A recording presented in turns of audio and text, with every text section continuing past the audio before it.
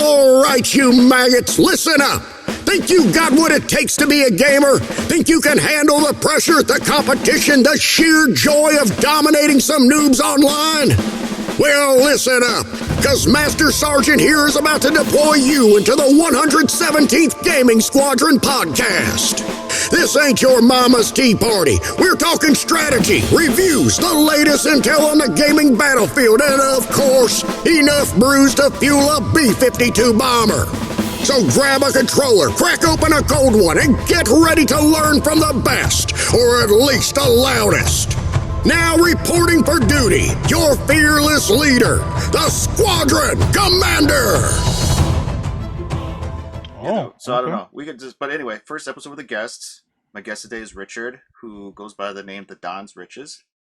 Yo, what's up, everybody?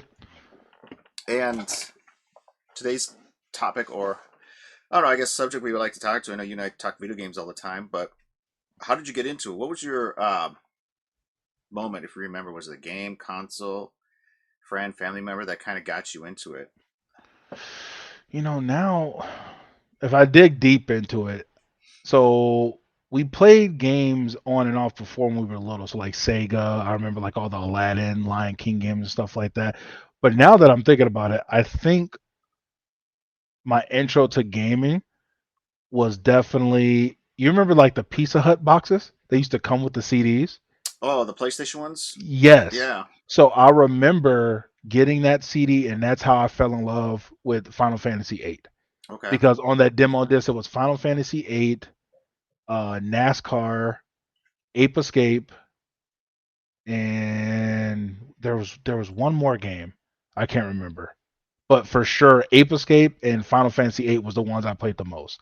And after that demo, I'm pretty sure I played FF8 demo like freaking 4 or 5 times. And that's why I love it. I didn't even know about 7 and all the hype behind that, but definitely FF8. And then from there, it's pretty much history. Like I just went from PlayStation, PS2, PS3, Xbox 360, PS4, PS5. And then I would say maybe 2 years ago, I got really deep into PC gaming. Mm-hmm. I'm still kind of new on like all the games, but I like it just because of all the indies and stuff that you play. But intro to gaming, like hardcore, will definitely be that CD now that I think about it. Yeah, that because it was like playing games on and off was fine, but when I was growing up, it was always like go outside, do something active and stuff like that. Right. I was always in sports and stuff, but that one really solidified it for me just to be like, I kind of want a game. Forget football. Did you have high school friends a lot that were like you had your football friends and you had your friends that were probably like gamers too? Because I played sports in high school too. So like I had my sports buddies that we talk after school, but during the day I'd hang out with a different group, like the ones that like video games, or we were like the geeks. We like video games, Marvel, D&D, stuff like that. Mm-hmm. But out of that group, like I was the only one that played sports, kind of thing. Gotcha. So even though it wasn't that popular in high school, I still played sports.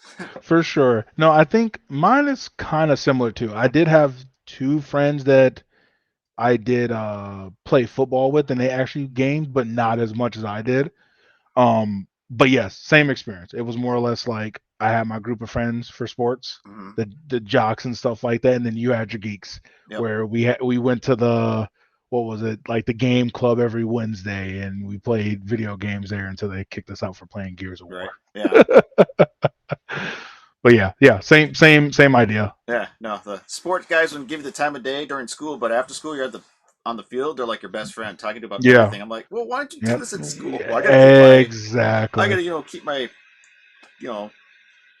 character there. I gotta be popular. I can't be seen talking to you, but yeah, because back in the day, nerd was the big thing. Is like that was like an insult. Yep. It was like you nerd is like, oh wow, man, that hurts so bad. Now today, if you get called a nerd, you're like, that's a compliment, man. Thank you. Yeah, I watch anime and I play games. Yeah, you're a nerd. I'm a nerd. Yay. Well, if you're not a nerd, it's like, what the hell's wrong with you? Yeah, you're out of this now. You don't like Marvel, Star Wars, DC? Like, where have you been? You've been living under a rock? Yeah. Game of Thrones? What's that? Like, fine then. Don't talk to me, kind of thing. So True.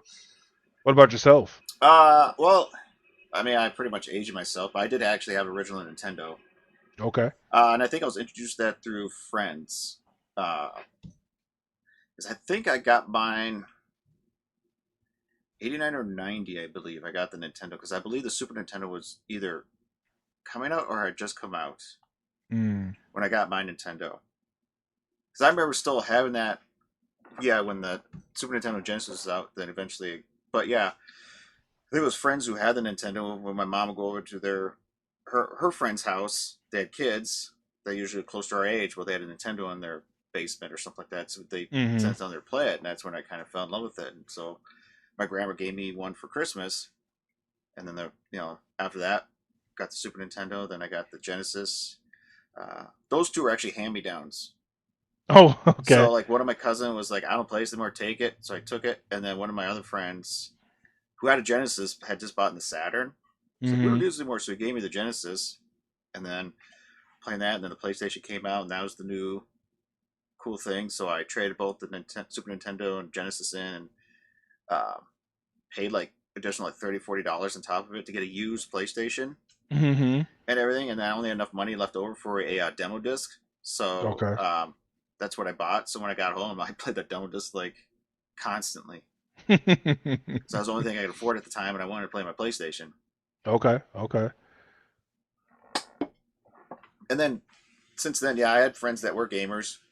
Um, Neighbors across the street were actually gamers too. We got really into Final Fantasy 3 for the Super Nintendo. Okay.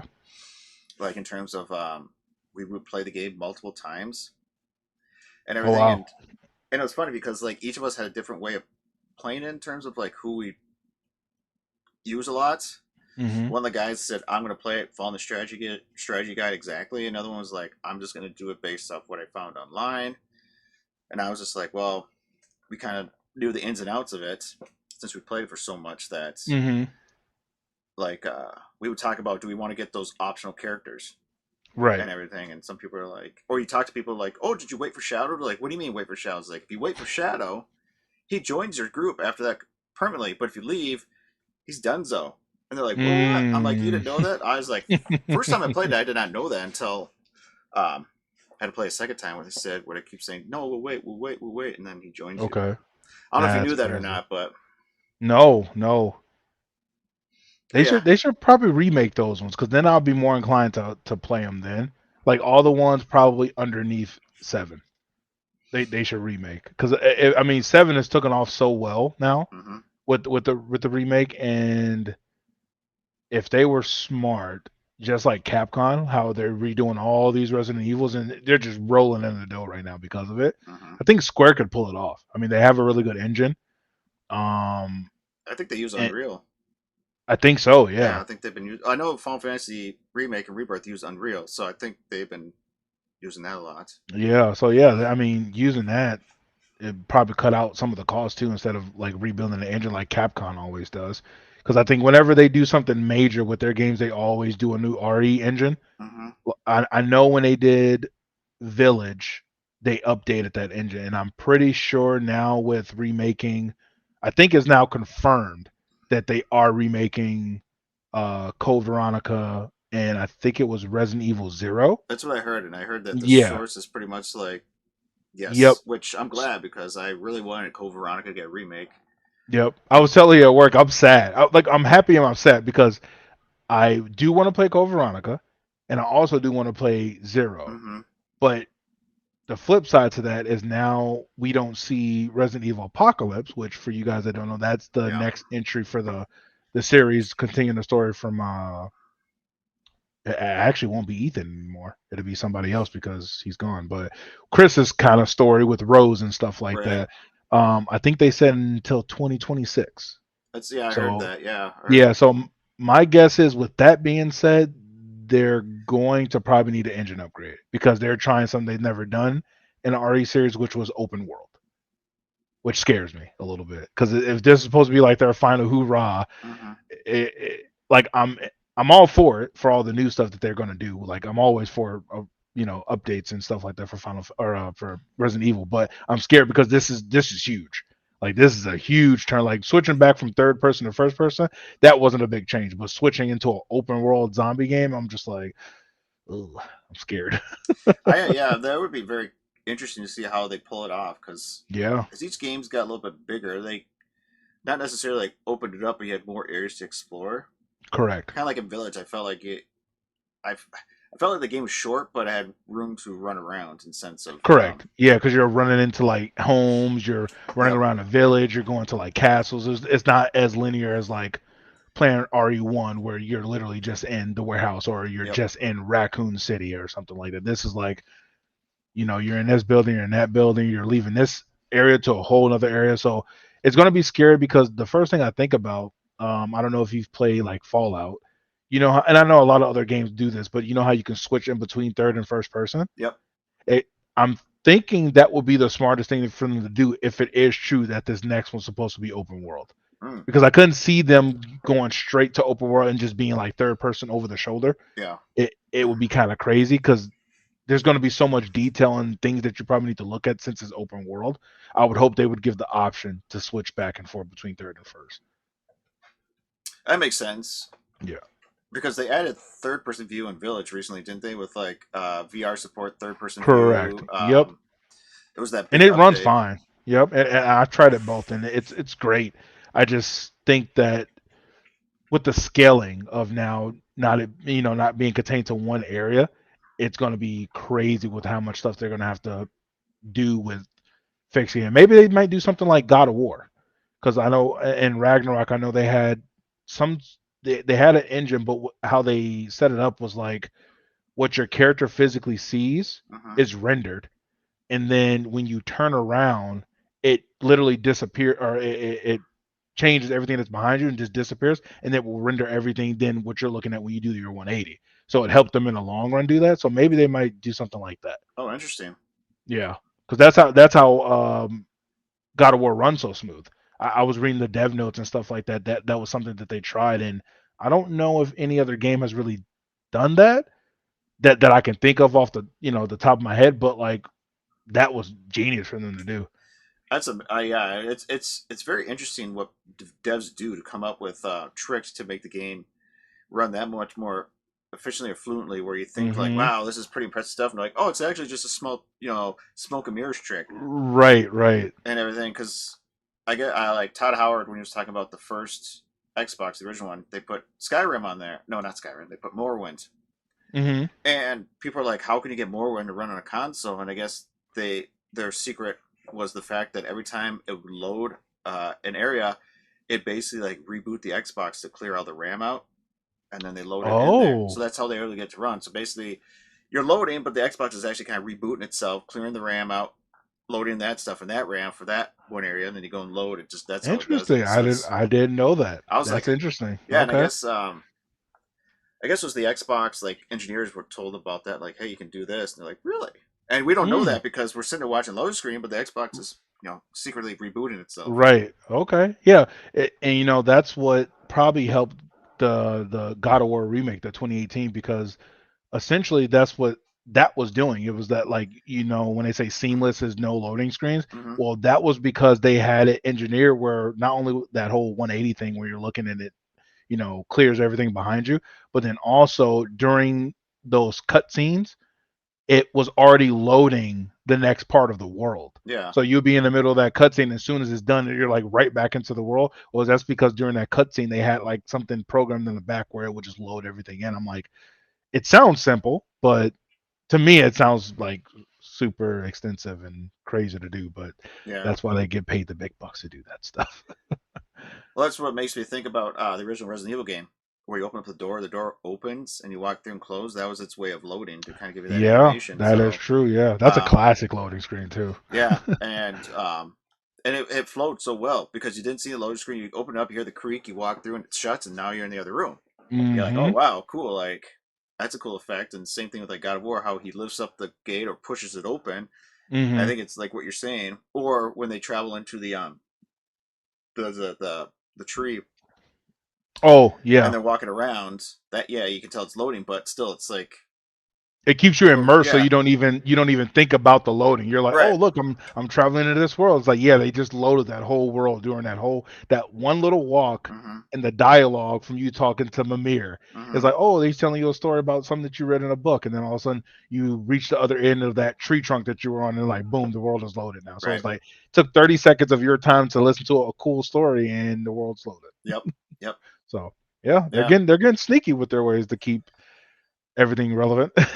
Well, to technology today, it's everything now is supposed to be like faster and faster. Where they're like we eliminated loading times to the point where it's like you jump in a game, you're back up and running within like 30 seconds compared to like True. I'll be in about 5 minutes. You know, I'm gonna go use the bathroom, make myself a drink, and as the game's like slowly just like Right, you know. that is true. Yep, yep. No more quick runs because the game is loaded. Yeah, exactly. And it kind of makes me wonder like how many games in the past could take advantage of this new technology, which is probably why we're seeing a lot of more remasters, Yeah, remakes, um, stuff like that. That the technology is probably where the developer originally wanted it at. Now, like I can tell the story truly of how I wanted it with today's technology and stuff like right. That that. is true. Yeah, yeah. The world is really open for gaming right now. I mean, I know it's getting harder to make these games because people's expectations for everything is really high now, even if it's like an indie game. Mm-hmm. But like the stuff that they come up with is insane. Like the story, all I'm really in love with like the indie developers too because there's like bread and butter. It's just rinse and repeat. Like you make this little game, and if it hits, you take that and you make another game with that type of like infrastructure, and then you just add on more to it until you find Mm-hmm. something that like people stick to. And I think that's why I love indie games the most because AAA you kind of know what you're getting, especially depending on what company you're looking into. Yeah. But indie games, you don't know what you're gonna get. You might just find a random diamond in the rough, and all of a sudden you like it, and you're just playing it nonstop and can't wait for the creator to make another one. So Yeah, no, I've tried to find my good indie games that are enjoyable, and I know um, Xbox Game Pass has a lot of indie games on there to try out, and I know that PlayStation Plus, the membership, if you're on there, they have stuff too where you can look at it. And yep. but like the love for indie games, I know is kind of tends to be overshadowed when a AAA game is coming around the Yeah. corner. Like I know that some places like PlayStation, Nintendo, and Xbox all have special like showcases for like here's our indie showcase for like upcoming indie games that you can play on these Hmm. systems. And I tend to watch some of them, and maybe one or two games out of the whole bunch might be like, yeah, it might be fun. Was it one of the indie games that came out? Was it like Sea of Stars or something? I hear it's a really good game. Oh yeah, I think we were talking about that before. Yeah. Okay. Yeah. Sea of Stars is a good one. And then there's a few other ones that I need to check out. People said like Hollow Knight is a good game. Oh, dude, Hollow Knight. So that's one of the games. Unfortunately, like I played a little bit of it, and I don't know what was out at the time, but I switched over and started playing something new. But then I watched a friend of mine play through the whole thing. Amazing game. And now they have the second one. I don't know if it's out yet, but it should be coming out soon. Because the first one was called Hollow Knight, and then the second one is called Hollow Knight Silk Song. And you're Okay, yeah. supposed to be playing as the female Hollow Knight that you find, and she kind of gives you tips and stuff of how to do things in the world that you're in. And so now you're supposed to be playing as her in the second one. So yeah, that's another good game that you didn't think nothing of it, but it's super big, and now they're making sequels to it. So Because isn't it? It's a Metroidvania kind of game, yeah, side you could scrolling yeah, kind of thing. yep. Yeah, I'm a sucker for those side scrollers, man, because I find that side scrollers usually have some pretty unique artwork, Hmm.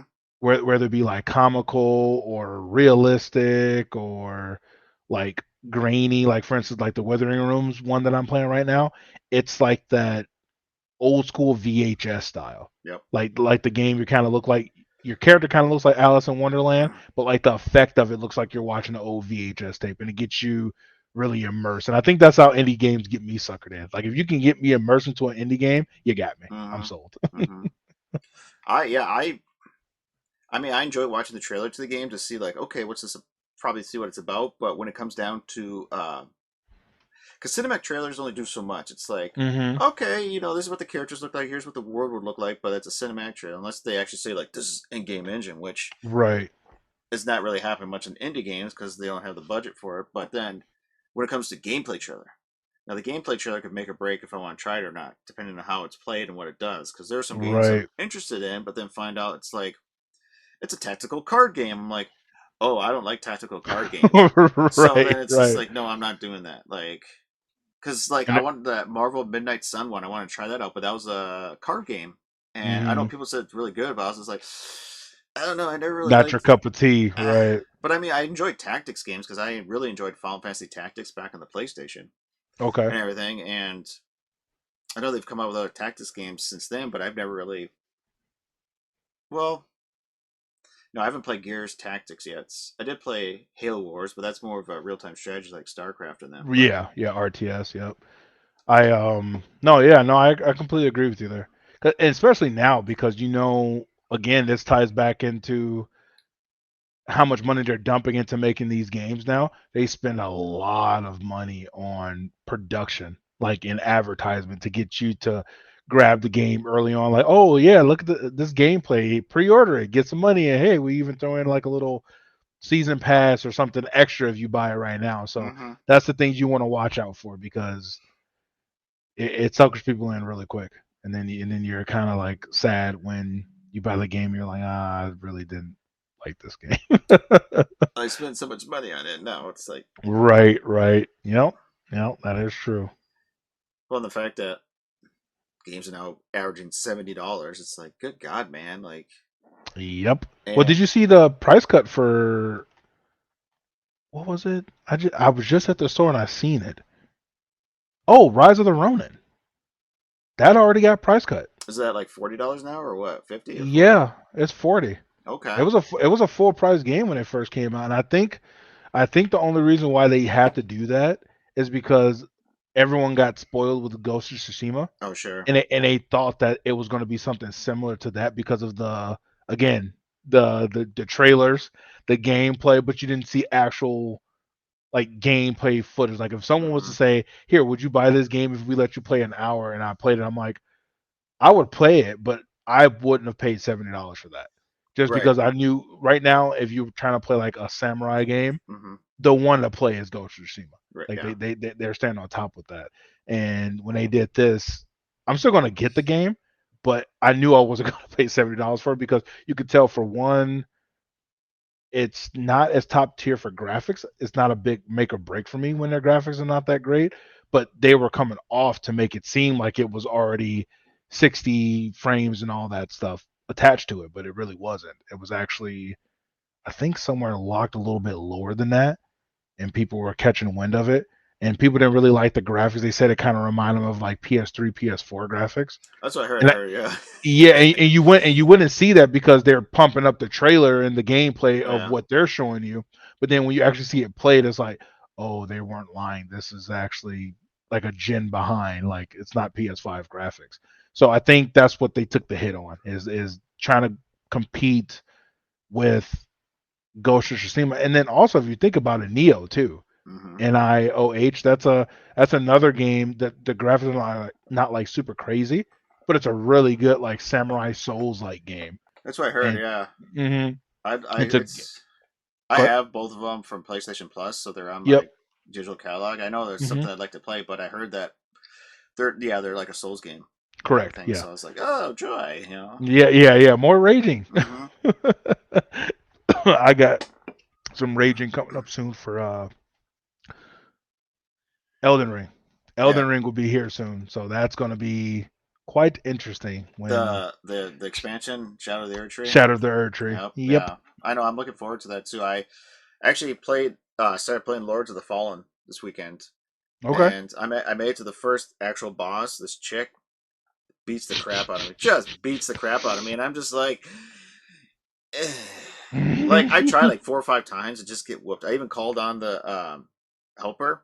Mm-hmm. Didn't do a damn. Like he literally took about a fourth of her life away, and I'm like, you son of like. So that means I had to do it the other 3/4 for him. By then, she's already pissed off. Maybe next time you have to send me an invite because I've been waiting for like all the updates to Mm-hmm. come out. So now I know they're pretty squared away with all the updates and it actually runs good. So I need to get back into it because I bought it day one and I stopped playing the next day because of all the bugs and stuff like that. Because there was quite a bit. It yeah, because now they released 1.5, which is I guess a big update where they added a bunch of new stuff. And I know, Yep. like you said, they've been fixing a lot. So when I was playing it, it seemed fine for me. I had on performance. I had no issues. I would say I was kind of, I wouldn't say disappointed, but the graphic quality because when they showed the trailer to it, it looked like just beautiful, like highly detailed, just environments and stuff like that. But when I put on Mm-hmm. performance, it didn't look that detailed. So I don't know if it's just because Right. of its. I'm like, I don't think it's my TV because No, it's not. I think that's just the quality that they put into that. Like that's the way it's supposed to look. But I think they made it look like that though, because obviously their budget wasn't as big as like a Elden Ring or a Souls like game. But the one thing I will say is that the movement in that game is a little bit quicker than most Souls games. Mm-hmm. Like when you're fighting in the combat there is more or less like the pacing of like a hack and slash game. That's where I see the differences, and maybe that's why the quality isn't that good. Because I wouldn't, unless they had the budget, I couldn't see them doing good graphics and then also seamless like combat at the Right. same time. So something once you get over, you're pretty good. Yeah. So I mean, I'll probably continue playing it because like I was like, yeah, it's interesting. The detail, especially the two worlds where you're kind of like almost like in the living world, then you can go into the underworld, change the Mm-hmm. environment, and then you can go jump back and forth. And I guess if you die, you instantly go to the underworld, and you can come back and stuff like that. So you Mm-hmm. kind of get a second chance and stuff like that. So um, it seems like it'd be a fun game. I know a lot of people who actually put the time and effort said it's a great game. Go through it just like Cyberpunk. Everybody's like, now that Cyberpunk's finished, like you got to try that game out because everybody says Another that's a game. great. Yeah, another game I gotta play because I had it and I didn't play it, but what was it like a year ago? I think that huge update came out that like fixed it, and then everyone started to jump back into it and Yeah, play it, and now it's like a brand new game, and it's like one of the higher trending games on Steam. I'm pretty sure I think something so. like that. Yeah, Yeah. they like revamped like everything.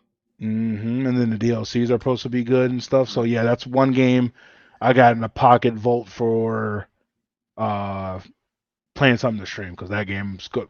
Is amazing now. That what I've heard. So. Well, Alex at work, I don't know if you talked to him. He loves that game. Oh So really? he talks about Cyberpunk and Liberty City, how amazing it is, and everything, and like Okay. how the different choices you make can have a different effect and what you can do in that game. He was just like, it's an amazing game, and the other Okay. day he asked me, he's like, if I finally played it, I was like, man, it's on my to do list, but like every time I try to go around to it, something new comes along, and I'm just like, oh, I really wanted to play that, and so Mm-hmm. like I don't know. I guess that's first world problems right there, kind of thing. Like got all three consoles. It's like, oh, this game dropped for this system. I'll play that. Oh wait, this one dropped for this system. I'll play that kind of thing. And so, Yeah, it gets hard. It gets hard. mm-hmm. So you said you're playing the Withering Rooms right now. Yes, Withering Rooms. Like my trifecta right now is Withering Rooms, Dead by Daylight, and Baldur's Gate 3 right now. I'm still waiting for my copy of Baldur's Gate 3. I actually bought the physical one. Okay. It's the collector's edition. It's actually coming from the studio, and they keep emailing me saying like, "Hey, we've having production issues and stuff like that." So it should be start shipping out now soon. Okay. What was the collectors for that one? So for the PS5, it's 3 discs. I believe you get a map, an art book, maybe a soundtrack, and like a box. Like it all puts it's like $100 collectors, and then the Xbox is everything the same, just on 4 discs. So I'm surprised considering that that game has a lot of D&D inspired stuff. They didn't put a set of dice in there. I'm surprised. maybe I don't know. I gotta look. Yeah, I gotta Yeah, look it up. you should look that up because I mean it literally is D&D, and I Let's see. D and or DBD their new character which drops tomorrow, so I'll probably be playing that. I don't stream tomorrow, so if you're watching this, don't worry about it, but you will see some new gameplay of the what is it, the Vecna Oh release yeah, date. yeah. Yeah, so that one. So I actually, because of their partnership, they actually made a set of DVD D&D dice.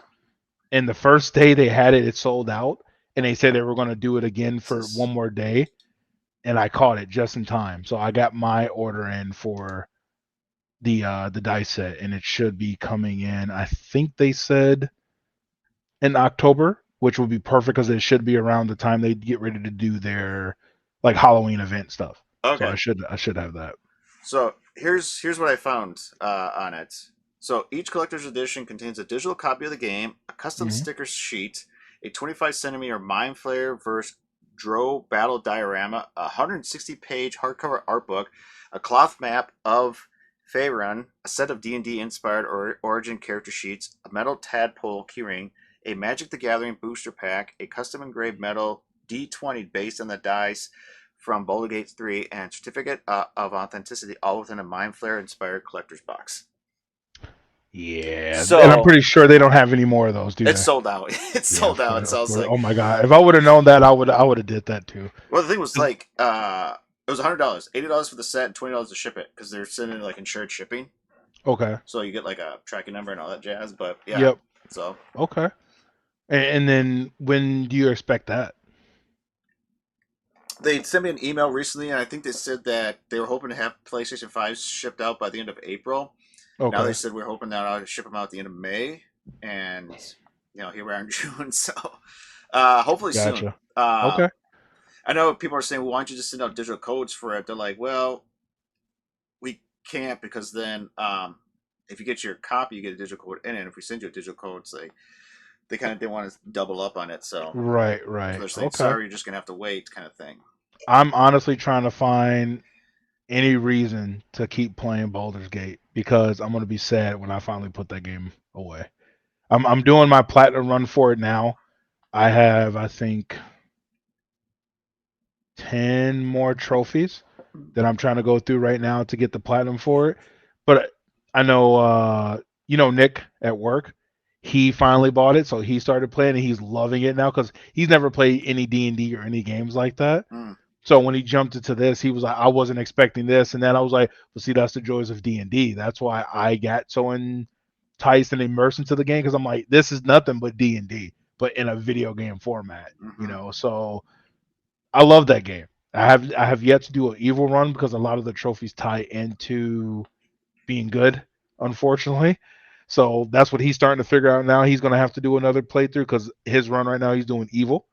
And I need to do an evil run, but I'm saving it because we all know evil runs are always easy to play. It's always easy to play because you don't have any rules to follow. You just do whatever you want. When you're good, you have to, not steal or try not to get caught stealing, be nice to people, have a good attitude. When you're evil, you don't care. You just do whatever you want.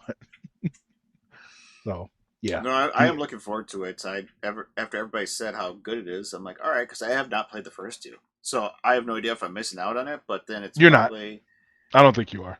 But even like the Witcher series, I jumped in on the third. But I never played the first two, and everybody's like, yeah, just jump into the third. You don't really need the two to know what's going on, because the third was just such an amazing game that it's like, just jump into that one and go. So I was like, okay. Yep. I think the only thing that's different about 1 and 2, because I haven't played those ones yet either, but I did watch gameplays of them. I think what happens is just the history. Because you're in Baldur's Gate, but just in different areas. So I think it's just a history of what happened in those times of Baldur's Gates 1 and 2, and then you're in a setting of Baldur's Gate 3. So I heard a recent dev note from, it wasn't Larian, it was like a really high, like, trusting source of an internet site of like a Game Informer or something like that of that nature. But they're saying that they're obviously not going to do the sequel, but they hope that whoever picks it up makes a good sequel that's not just about grabbing money. And I said to myself, unfortunately, Larian, if it's not you, it's probably not going to be the same. I don't have such high hopes that if they make a sequel that is going to be for the community, to want to come back to Baldur's Gate and play it. It's going to be for a money grab because of how good Baldur's Gate 3 did itself. Yeah. Unfortunately. But Yeah, hopefully I'm wrong.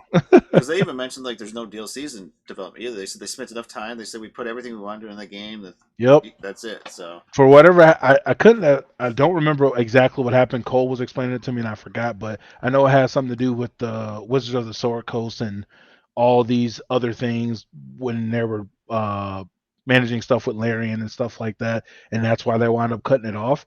So yeah, there's no DLC. Uh, I think the only thing they're really doing is patch notes, and their last big one will be crossplay, okay.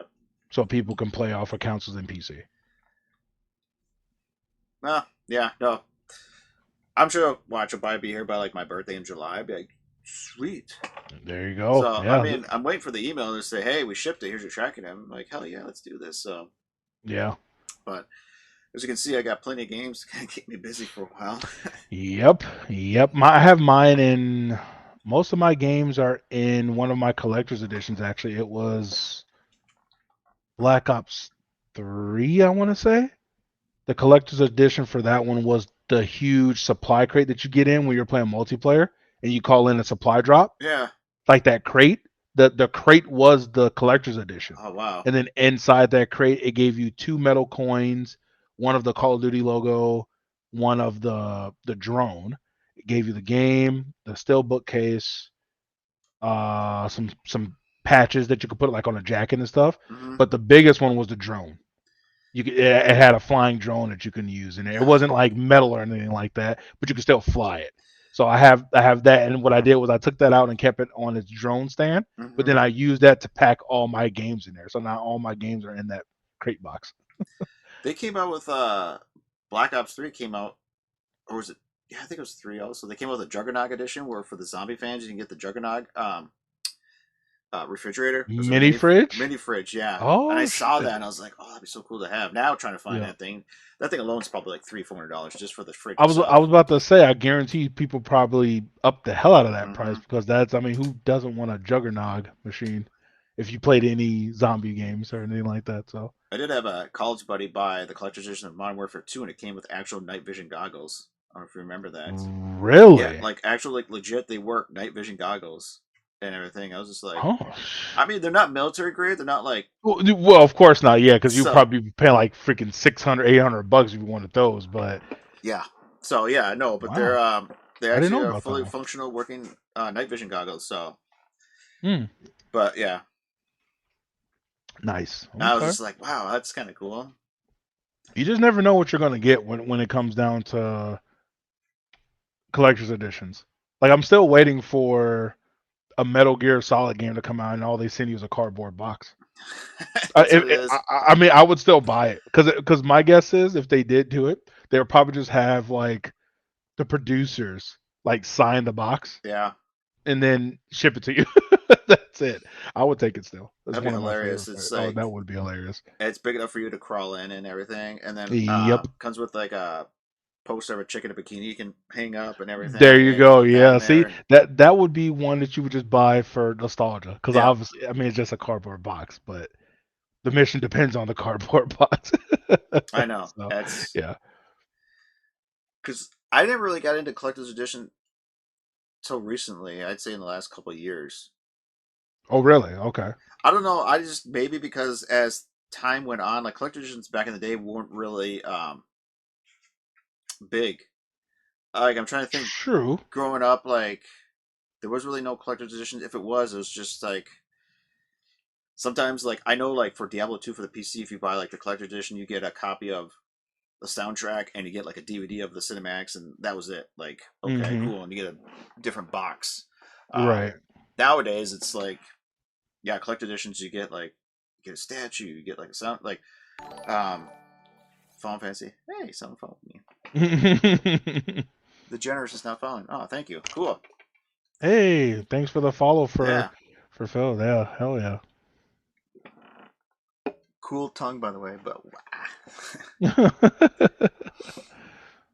but yeah, because now I look back, I was like, oh, there's a couple of collector's editions I would have gotten Right. back then. When I enjoyed today, like there was We're doing good. We're doing good. Just geeking out right now. That's what we're doing. pretty Going much down memory lane. talk about video games, and right now we're on collector's editions and stuff like that. And Yep. How are you? yeah, the generous. How are you doing?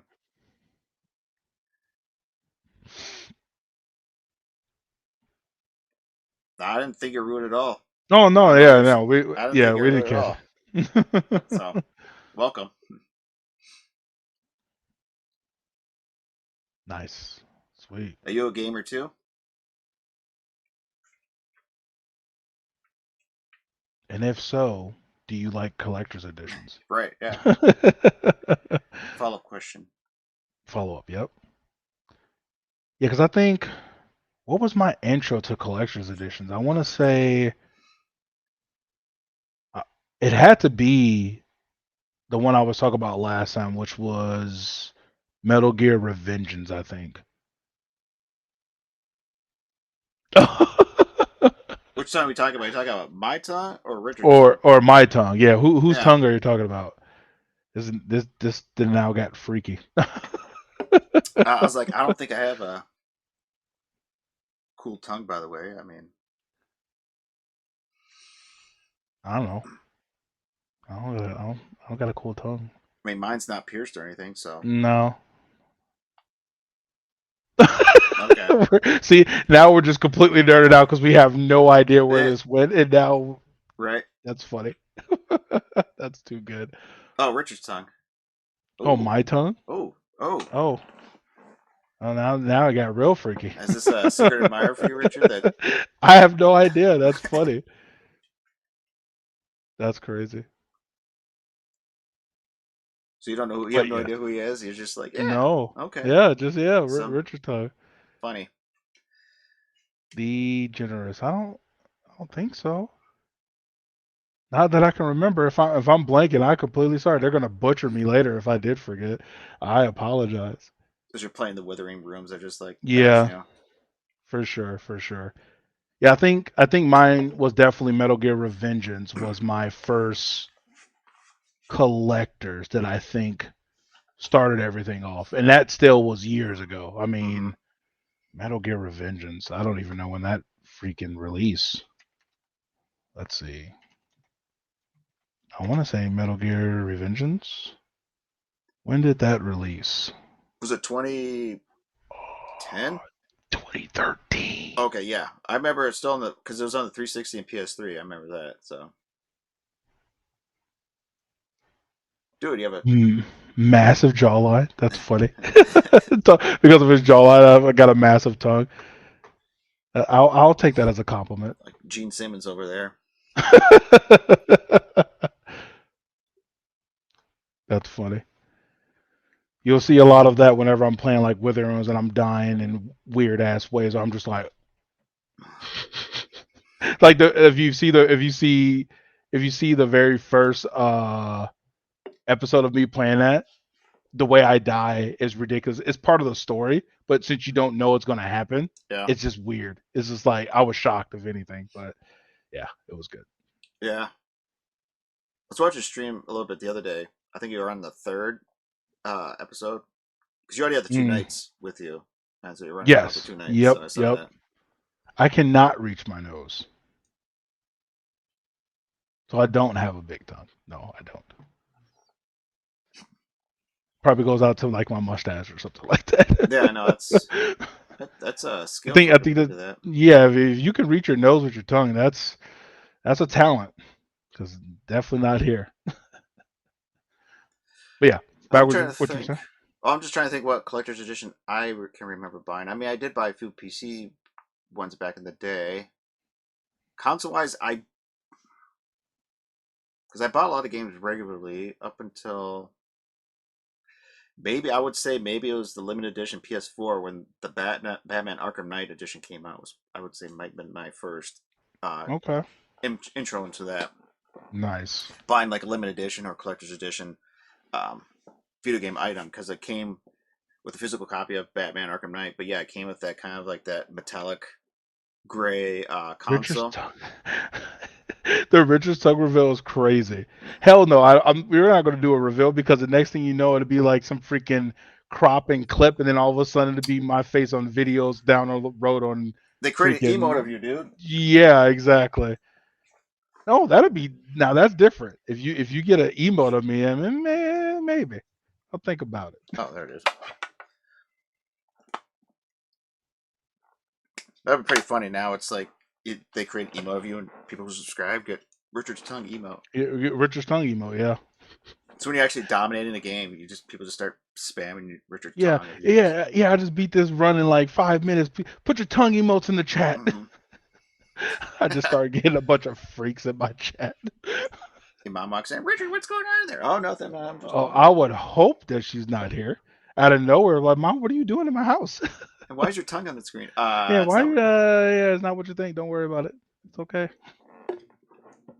You do it for the fans, Ma. I promise. Right. Yeah. Don't judge me. Funny. Yeah, for real. I'm trying to think what else I got for collector's editions. But yeah, after that, I kind of got into the mindset of, like, especially with Xbox 360, started coming out with different variations of their consoles.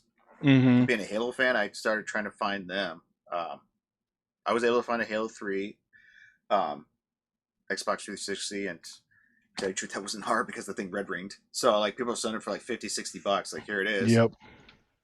Found that one. Unfortunately, I didn't get the cardboard box with it, but still, I got that, and I got the controller. But as for like PS systems, they really never really. I mean, I did get a God of War PS4 Pro one, but I think my most best looking console I own right now is probably the Xbox One X God of War, or not God of War, Gears of War 5. Have you seen this thing? It's a white console with a skull in it and looks like it's under ice. No, I didn't see that one. I think the last time we were on this, you showed me your the Halo one, Master Chief one. Yeah, the original Halo one. Yeah. Yep. I never see. I was really close to buying console collector's editions too, but then I felt like if I start going down that path, I would always want to buy the next one, whichever one came out. Like for instance, that Spider-Man one. Mm-hmm. I got really close to pulling the trigger for that Miles Morales and Spider-Man one because it was like a black red. Oh yeah. And I was like, dude, I would totally buy that, but I didn't. I got the collector's edition instead, just the collector's edition, which that statue is amazing. It's like Venom, and he's fighting off Miles and Peter Parker at the same time on the statue, and I'm like, that's a good statue. That one's sick. Did you know that this last Twin Cities Comic Con, they actually had all the 3 voice actors? They had Spider-Man, Miles, and Venom at the Comic Con. No, yeah, I thought it was only Venom there. No, they actually had Spider-Man and Miles. So they had all 3 of them. I missed out. Yeah, I went and I brought my PS5 copy of Spider-Man 2. Yeah. And I got it signed, and so like Spider-Man, the voice actor for Spider-Man's like, oh yeah, no, this is a great game. Like he was talking to me about it. He's like, this was a lot of fun to make. You know, I enjoyed it. Telling me a little bit about it as he signed it. Then I went over to Miles, and he was talking to me for a couple minutes because he's like, oh, this, yeah. Then when I went over to Venom, you know, Tony Todd, who's a actor and other stuff too, dude's tall. Like, I mean, is he really? I think he's like 6'6". That man is tall. Oh shit, I didn't know that. No, he was a very nice guy. He was talking to us for a couple minutes about playing Venom and then other roles he's played in the past because, you know, he's been in a lot of horror movies and stuff like that. But it was that was neat talking to them. And then I got a picture of them, all 3 of them together. Let me see if I can find it. It's one of those like professional ones where you go into the booth, like a booth. Okay. Yeah, and they have the professional camera of all 3 of us. Let's see if I can find it. That's sick. No, yeah. I didn't know. I thought it was only Venom. I didn't know all 3 of them was there. That's neat. When I saw all 3 of them there, I was like, no way. I'm like, heck yeah, I'm going to go to that one. Yeah, for sure. I don't know if you can see it, but.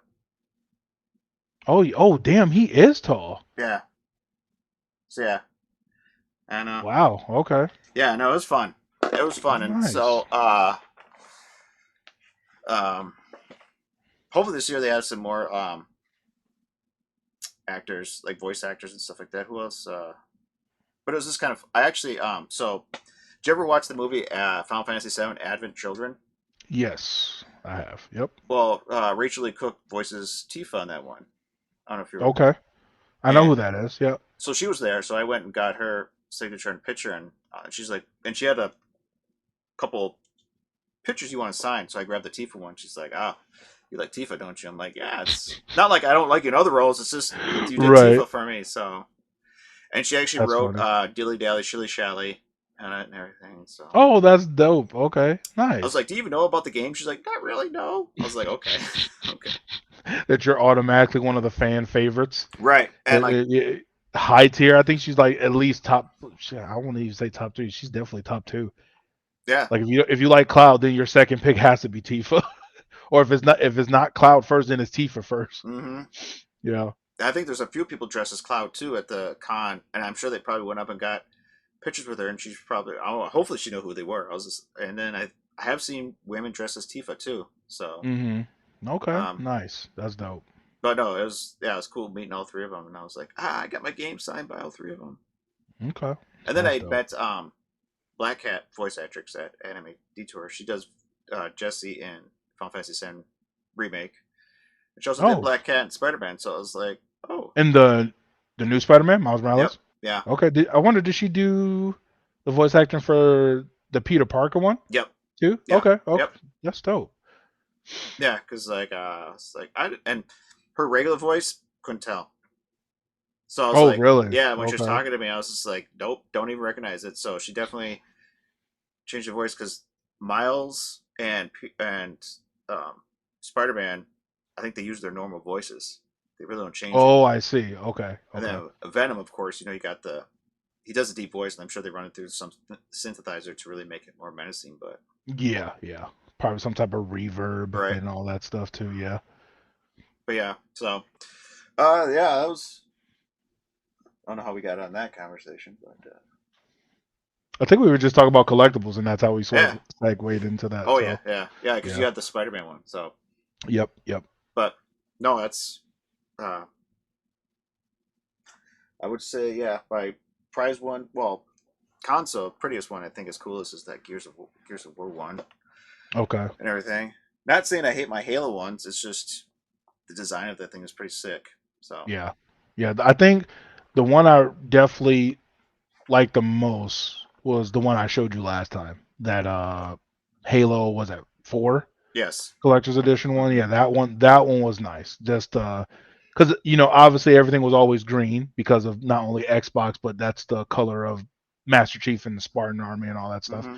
But this one was more tailored to the grunts and the enemy side of everything. So to have the controller make that noise, and then your console also make the noise of like the grunts and stuff like that. That was cool. It was a different. It was just different aesthetic. Instead of being like the typical green, it Mm-hmm. was the blue, light blue, and black. I was like, okay, this is sick. I like that. Yeah. Unfortunately, I don't think the PlayStation special editions ever did that. Even like the four, I don't think the button there. It was just a design. It was not like Nope. The you could boot only up and a different chime or anything. yeah, the only one that I've ever seen that was really cool was the what was it, the 20 anniversary one that they did Oh, the PS4 one. of the PS4, that they made it look like the PS1. Yes, that gray And one. yep, and then when you turned it on, it would make the PS1 Boot sound. noise. Oh Yeah, the yeah, boot that. sound. Yeah. So my buddy got that one, and then he also got like it was a see-through blue one for a different I remember that anniversary. like the The gold edition, whatever mm-hmm. they were called, Yeah, but it was like see-through blue. that was the God, what was it? Was it like the 500th That one, yes, it 500 was that million one. PlayStation sold? Something like that. Yeah. So my buddy has that one, and he still has that boxed up. Wow. I was like, yeah. So I was like, definitely keep a hold of that one. That one's probably going to be worth something in the future. There's actually some consoles that we never saw in America that are only exclusive to Japan. They do a lot of that. They did the different country ones. They do the Mm-hmm. collector's edition that's crazy like that. Like special the one I was telling you about last time, RE4. Okay, How yeah. our collector's edition was like the statue and all this other stuff. Their collector's edition was like little mini figurines, but like the big prize was Leon's jacket. Yeah. And A I was just full like, bomber jacket, yeah, which is like legit. And you're like, good God, man. It's like, yeah. It's like I would sport that jacket. all right. Fly to Japan, you might be able to find it in some like thrift shop for like $20. No kidding. Yeah, that's true. That's true. Bring it back here and then just have it up in my closet. Get it all plastered and sealed. Yep. So Yeah, yeah, one of those that's guys. dope. Don't touch it.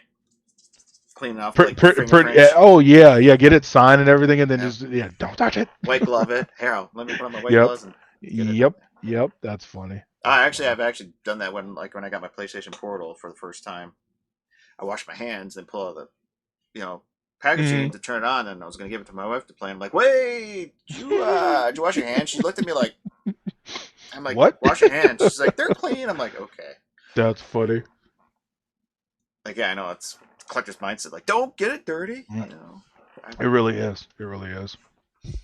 don't want some dirty crumbs in there because I've actually bought some used controllers that are just gnarly, and I'm like, ugh, and I had to like take it apart and clean it out. I'm like, what the hell, dude? Yeah, Izzy told me what they do because he recently went to go get like a refurbished controller, and I'm pretty sure after he told this to me, this is what they all do. But they literally hooked it up to the PlayStation to make sure it would work, Mm-hmm. and he knew it didn't work already. Like it was broken. Like it had stick drift, and when they put it in, they literally just made sure it worked.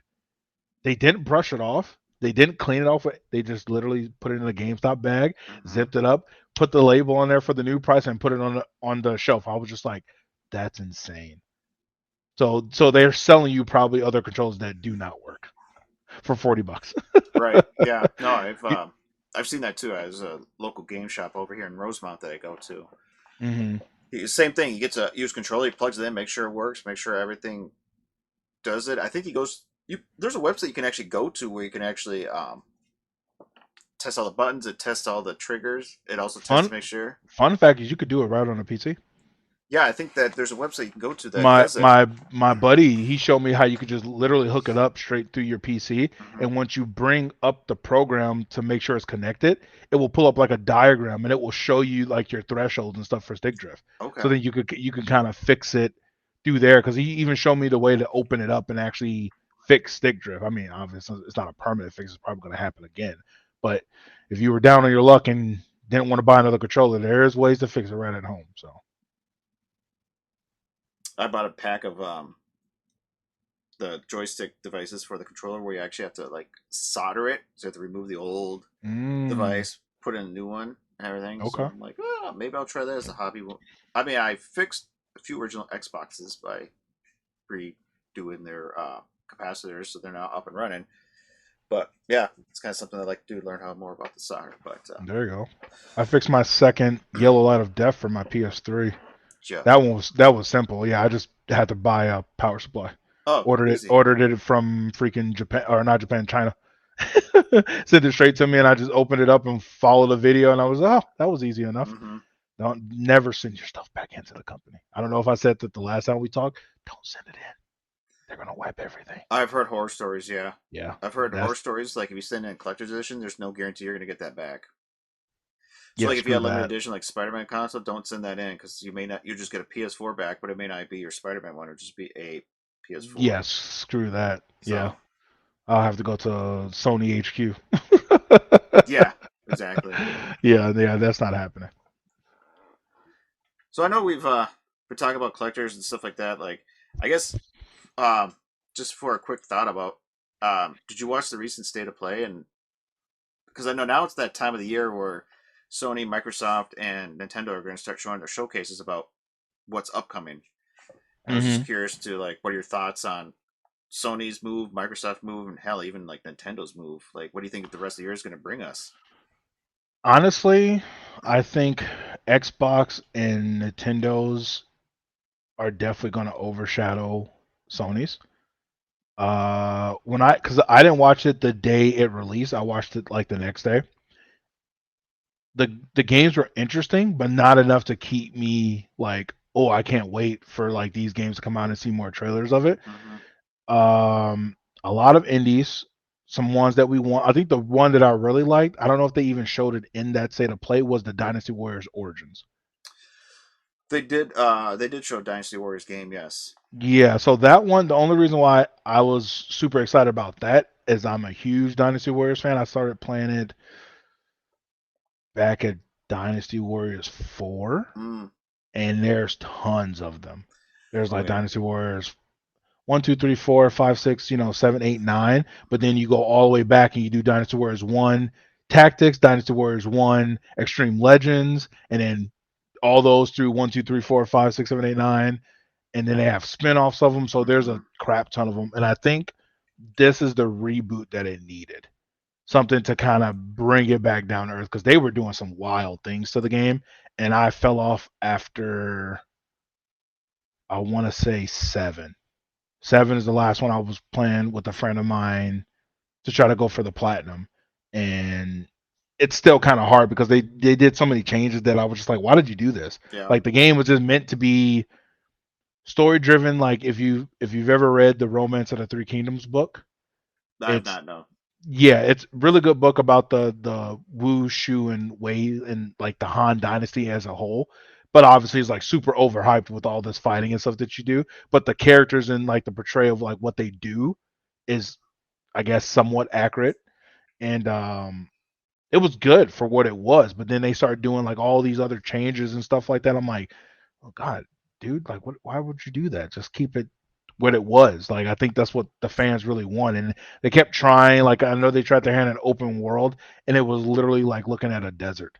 I was like, that's not what you tried. You shouldn't have done that. Like literally, it was like the battle, and then after that battle, you look to the right, and it was just a desert with like some bare trees and the one castle you're gonna attack. I'm like, obviously the land didn't look like that when you were attacking this place back in their time. It was probably like many strongholds everywhere. I'm just like, just fix it. And I think that's what this Dynasty Warrior Origins is gonna do. So besides that, for the rest of the state of play, yeah, it was to me it was kind of underwhelming. I know they had some good indie games and stuff out there.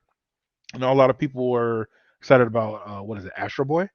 Yeah, that one actually was probably one of the only games I'm actually looking forward to is Astrobot. Get his Yeah, own so full-fledged game, yeah. yeah, so I know that one was the one everyone was excited for, but like everything else, I was kind of just like, I guess I'll see it later and see what comes in the next couple months.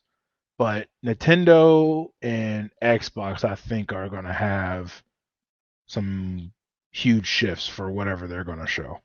I think Xbox, I don't want to say they need it, but for where they're going now, it would definitely be a nail in a coffin with them acquiring all these other companies that they did recently. Earlier, what was it, mid last year? They were acquiring all those companies. Yeah, I think last like quarter yeah 3 when they finally acquired like Activision Blizzard and everything. Yeah, and all that stuff. So I think they, with all that companies and indie developers that they bought in, I think that they got a lot of stuff to show probably. And Nintendo, I think they're never out of the running. That's the crazy part about Nintendo is that like they have all these party games and family oriented games and games that people that are like nostalgic to people, whether it be Kirby, Zelda, Mario, any of those games, people always want to come back to. Hell, Pokemon. I'm telling you now, I don't have a Nintendo, any of the new stuff, but I tell you now, if they do a legit open world Pokemon game, you probably won't see me. I'll probably only play that because I haven't caught up with any of the like the new Pokemon seasons or anything like that. Right. But that's nostalgia right there, like going all the way back to my childhood, like when I used to watch like Yu-Gi-Oh, Pokemon, and Monster Rancher and stuff like that. Like that game, if it was able to make an open world of, yeah, I would play it. Die hard. My wife loves the Pokemon games too. She's played Let's Go Eevee and Arceus, and then I got her like Sword and Shield and everything. Okay. So Okay. we haven't gotten any other ones, but no, when she plays it, she's like, yeah, she goes through the whole thing and then I see. kicks butt and everything. So Yep. But yeah, no, I agree with you on a lot of the things. Like Sony this year seems kind of dry for what they have to offer. Yeah. Their big year was definitely last year. Mm-hmm. Last year was a big year for them, I feel like, and it's going to be hard to bring that back from what they had last year to this year. Honestly, I don't think we see another like year like that until quarter 3 or 4 of next year, in my opinion, because there's just so many other companies that they're trying to get into. I know they're trying to drive home some story games because I know they got like that one for the casting of Frank Stone which is partnered with the people that make the Until Dawn series, like that. Right. Yeah, so that one's supposed to be really good because they're partnered with the people that make DVD. What's their name? I'm blanking. Behavior. Oh, That sure. make that game. So that's where that game's come from. So I think they're really trying to go with the story driven stuff because I think they've always had really good story driven games, and they're going to need some time to start, handing those ones out. Whether it be another uh, Capcom or Square Enix, Naughty Dog, Santa Monica game, or anything like that. So. Yeah. No, I think last year because they had a lot of good drops, and then Mm-hmm. this year I know they made that announcement like no first party games are coming out the remainder of the year, or it's going to be next year. Even Yep. though Astrobot is a first party game, it's kind of a I don't know. I mean the game's fun. I played that one on the Mm-hmm. PS5. My wife liked it. We about platinumed it, so I'm excited for the next one. Looks like it's going to be a lot more. Okay. I do have the first one for the PS4 for the VR. I think it's Astro Okay. World.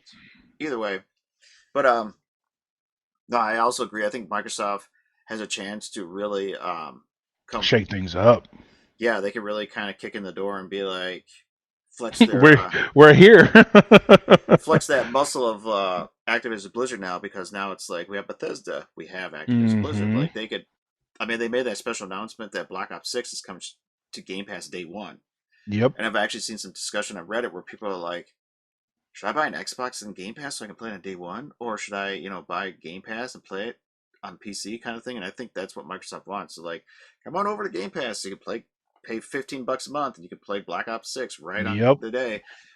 And I'm sure people are probably going to do that. People are probably going to be like, all right, I'm going to either go out, maybe buy an Xbox and Game Pass, or straight up just buy Game Pass with a PC and then play it and everything. And their subscriptions are probably going to jump. And uh, they have that almost like the golden goose right now. Mm-hmm. Because Call of Duty's been the number one selling game like every year for the last like 5-10 years. Every year, damn near. Yep. So, and then now that Microsoft has uh, throwing games on PlayStation now, like Sea of Thieves and Hi-Fi Rush have actually been in like the top 20 top selling PlayStation games like Yep. recently. Mm-hmm. So it's like they're creeping on PlayStation's turf without really kind of like Correct.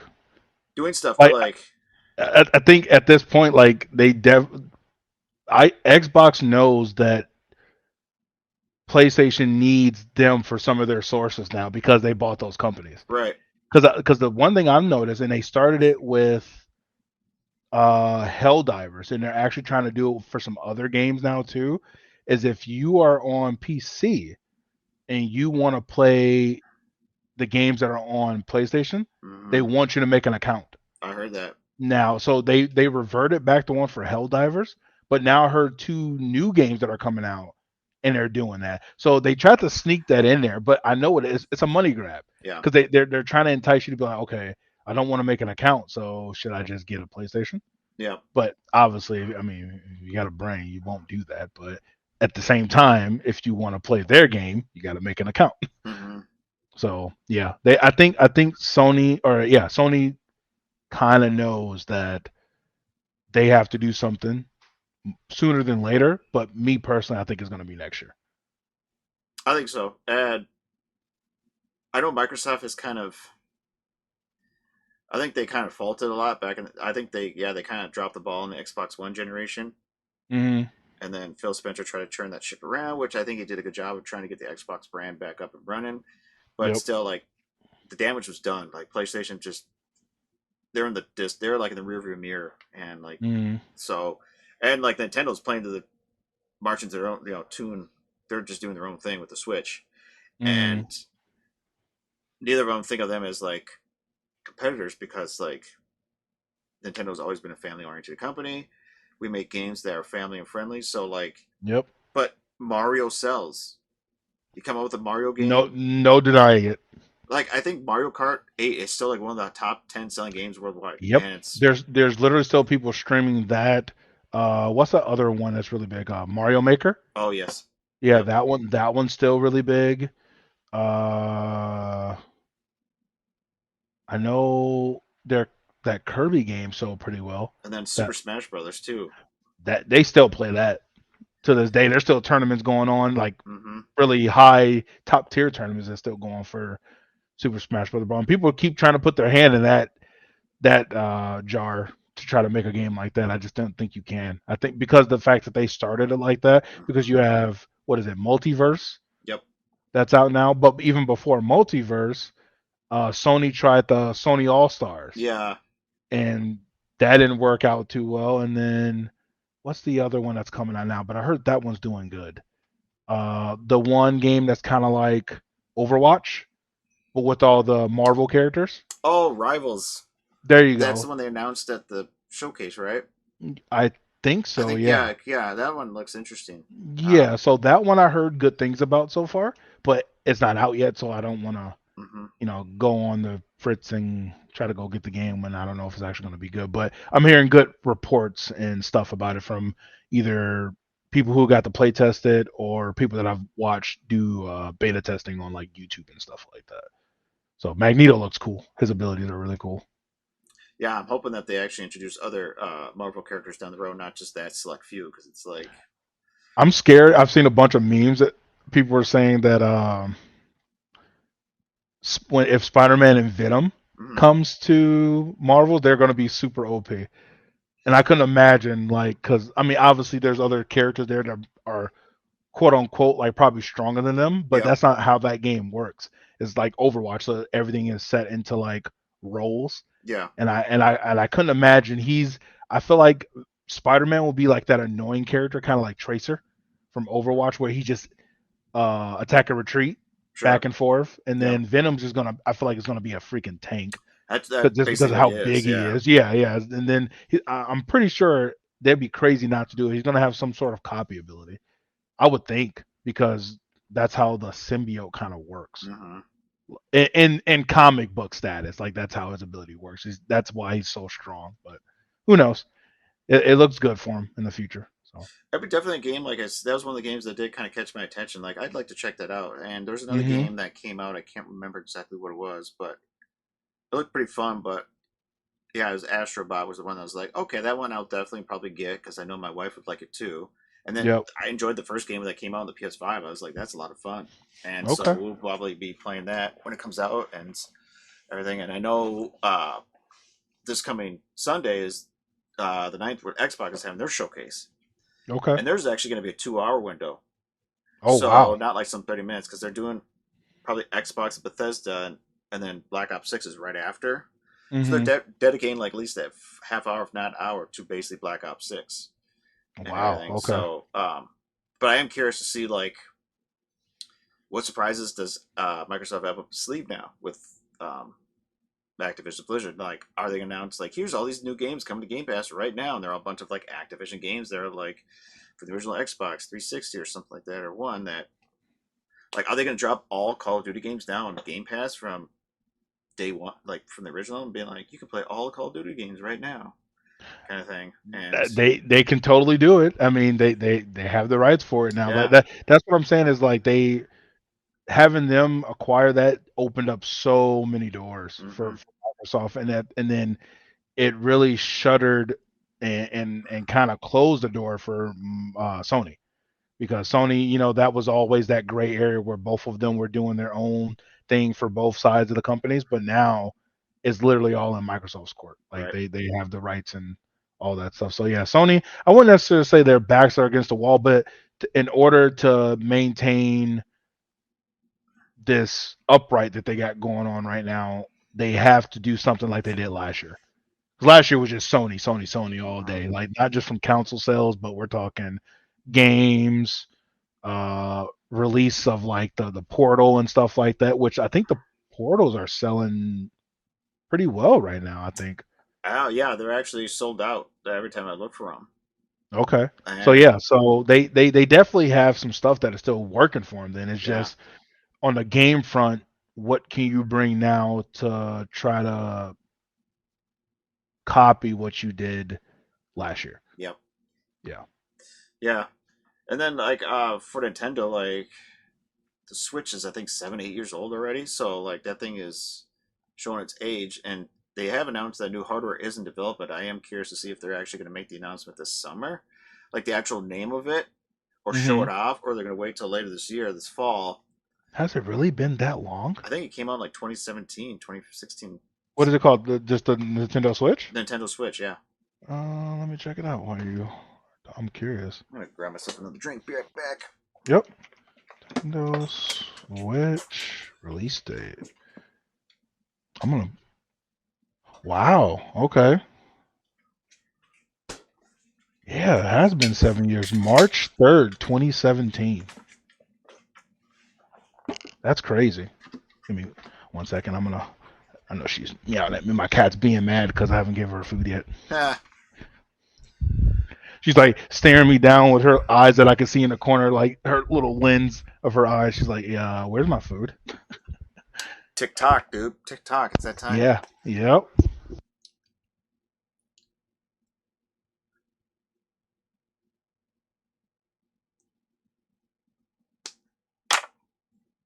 So yes, 2017. So yes, you were right. Okay. Yeah, so 7 years. 7 years. I didn't think it would have been that long. I thought they kind of followed the same trend as what was it called? The Microsoft and Sony, where they would do like because what is it for them? Every 3 to 5 years they come out with a new console.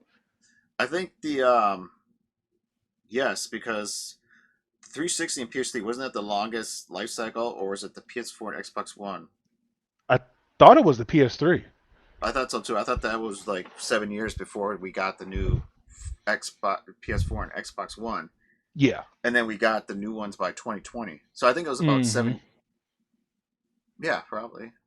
It's been about 7 years since those ones dropped, and we got the current generation. So Because I know what always throws me off is that they do their initial release, so like PS5, and then they wait usually like 3 years or something like that, and then they usually drop like a pro version of that, and then that usually drags out until their next console. Yep.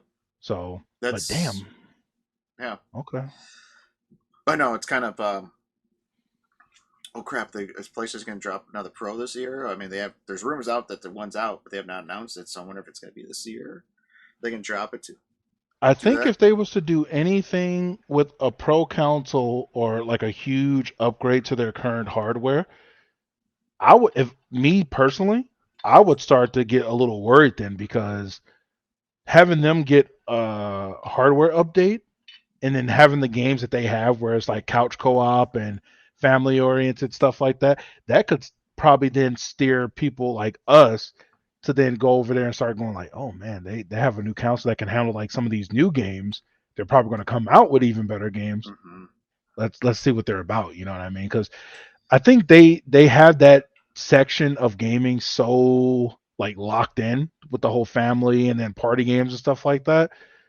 It's really hard to just keep them out of conversation. I know the big two are usually always Sony and Microsoft, but I always say out of nowhere, Nintendo is gonna hit some like the world with a curveball, and it's gonna be deadly because I feel like they just pocket a bunch of stuff right now, like games and Yeah. hardware development stuff, until like I wouldn't say if their backs are against the wall, but I feel like they're using that for like, oh, just when you guys thought we were like out of the running for stuff, here, look at this, and then all of a sudden they're just like, whoa, Nintendo did this. That's what I feel like Nintendo's waiting for. It's Because just right now they're not out of the running, but they're just waiting. yeah. I think Nintendo's one of those companies that I've noticed that they actually don't pressure the developers like deadline, deadline, deadline. That's true. They've That's true. always a lot of the games that have ever been delayed. They've always came out and they've always just been wonderful. Like top 10 must play game kind of thing, and Mm-hmm. like good example is like both Breath of the Wild and Tears of the Kingdom. Both games were Both good delayed, games. Yep. and they came out and they just got rave reviews. People are like, these are the must play games. The systems like they kind of, in a sense, changed like how open world games should be played, kind of thing. Where it's like, do whatever you want, go do this, Yep. do that, and Yep. everything, and play. So, like, yeah, Nintendo kind of just like I know with the falter with the Wii U, they kind of had to get back in the game because that thing bombed. So Mm-hmm. they got the Twitch back out. But now that they got the Twitch out and that thing's selling like hotcakes, they're just like, and then like they have top games like Mario Kart, Mario Party, Mario Wonder, Mario, you know, uh, Maker. Yep. yeah, all those Hmm. games, and then they have franchises that when they drop day one, they're going to sell and they're going to be great games. Hmm. Like Nintendo has not put out a game that's a real like, oh god, that game's crap. Like, They're very meticulous about how they do things, mhm. and I think that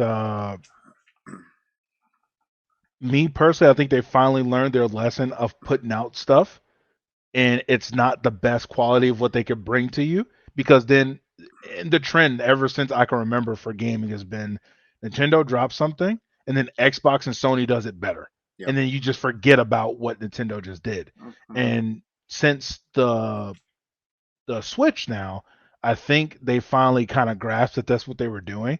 And now they're just riding this road to where it's like, okay, we're still selling well, we're still hitting all of our quotas and all this stuff. Let's just keep holding all of our cards close to our chest until like we just release all this and people realize that Nintendo has never been out of the picture. No, That's what yeah. I think is going to happen, because I've never put them out of the running. I just know that they've always been number three in my opinion, as far as like that games go, or where people go to play games. It's not Nintendo. It's usually Sony, Microsoft, and then PC. Right. You know, Yeah, if you talk about people who are pro gamers, they're always like PlayStation, Xbox, or correct, PC. correct. Like Yeah, Nintendo's almost just kind of like, oh, it's a hobby. Like, yeah, I have a Nintendo Switch. I enjoy playing these games that aren't like mm-hmm. intensely difficult or require a lot of attention, like and Right. time consuming. You can jump in, play some for like an hour or two, and just enjoy it Mm-hmm. and stuff like that. But yeah, Nintendo's kind of they don't mind being in third place and everything because they're like, We're okay. sitting fine. Yeah, we're good. Well, then it's like, okay, they just announced a new Mario game, and like both Sony and Microsoft are like, oh crap, a new Mario game is being announced, and it drops, and it just blows everybody out of the water in terms of Yep. sales and reviews, and they're just like shit. And then because yeah, they like after the GameCube, they gave away not going for power. They started going towards what they wanted to do, and that's when the Wii Correct. came out. They said we're going to make a console where you actually are the controller kind of thing, Mm-hmm. Mm-hmm. and so that's what they've done. They've actually not had this. Let's have the most powerful console out there that can do the highest graphics. Let's have something that we want to do, which is every controller they produce has always been just different. Yep. Like Yeah, Sony's had the that same controller that since day is. one. I was going to say that is true. Yeah, I think Sony has had their same controller since day one, and Mm-hmm. then Xbox had some slight changes to how bulky. Because I remember they used to be really bulky, but now Yeah, with their controller, it's pretty clean. But right. yeah, I think Nintendo's always had theirs. They've always Minus been now different. with the nunchucks and stuff now, Right. but Yeah. yeah. Like you got I got the 64 right there. Yep. Like that thing came out, Classic. everybody's like, "What the God's name? How do you hold that thing?" Like you got the joystick and the buttons and stuff like that. Then they came out with Hmm. the GameCube. Like, oh here, I got this guy. I don't know if you ever seen him, the Wavebird. Oh yeah, I use that controller to play Super Smash Bros. Brawl. Yeah, that's yeah. So Yeah. Yep. like that thing feels all funky. Like, how does this thing even operate? Yep. But yeah, no, Yep. Nintendo's like, how do we want our console to be different, and how do we make a controller work with that? And then, but at the same time, it's like Sony, and Microsoft, like, well, if it ain't broke, let's not fix it. But Nintendo's just kind of like, you Yeah. know what? Yeah. Yeet. Let's we're gonna start all over, and for some reason, it works. It Like does. Yeah. they and there are people that I know that bought the Wii that like I had an aunt and uncle bought the Wii, and they're not gamers, but they enjoy playing like Wii Sports. Yeah. So I literally just set my mom's house up with my old Nintendo Wii that I had. I had the black edition one that they put oh out for a sure, while. yeah. Yeah, so I gave her that one because I wasn't playing it anymore. And I was like, all you got to do is go buy your Wii Sports games, because she used to have Wii Sports for her old one. So I Hmm. gave her this one. I was like, yeah, just go get Wii Sports. And she's like, yeah, I love Wii Sports. I'm like, that's so crazy. Like, you don't game at all, but you would want to play Wii Sports, Ah, which is weird. But that goes back to your point. Like, Nintendo's never out of the running. It really isn't. no, they No. so I don't think they're ever going to be like Sega, where they're like, yeah, we're jumping ship from the hardware business because I don't know. They got a buttload of money that we just don't Mm-hmm. even know about. I think deep down, I bet you they even have more money than Sony, but they just don't say anything. They're A just kind hundred of percent. Yeah, I think so, because we already know. I think Microsoft is probably the most. Oh because yeah. that's how they acquired all these big companies and stuff You like don't that. just throw $80 billion out the window and be like, I want No, you guys like.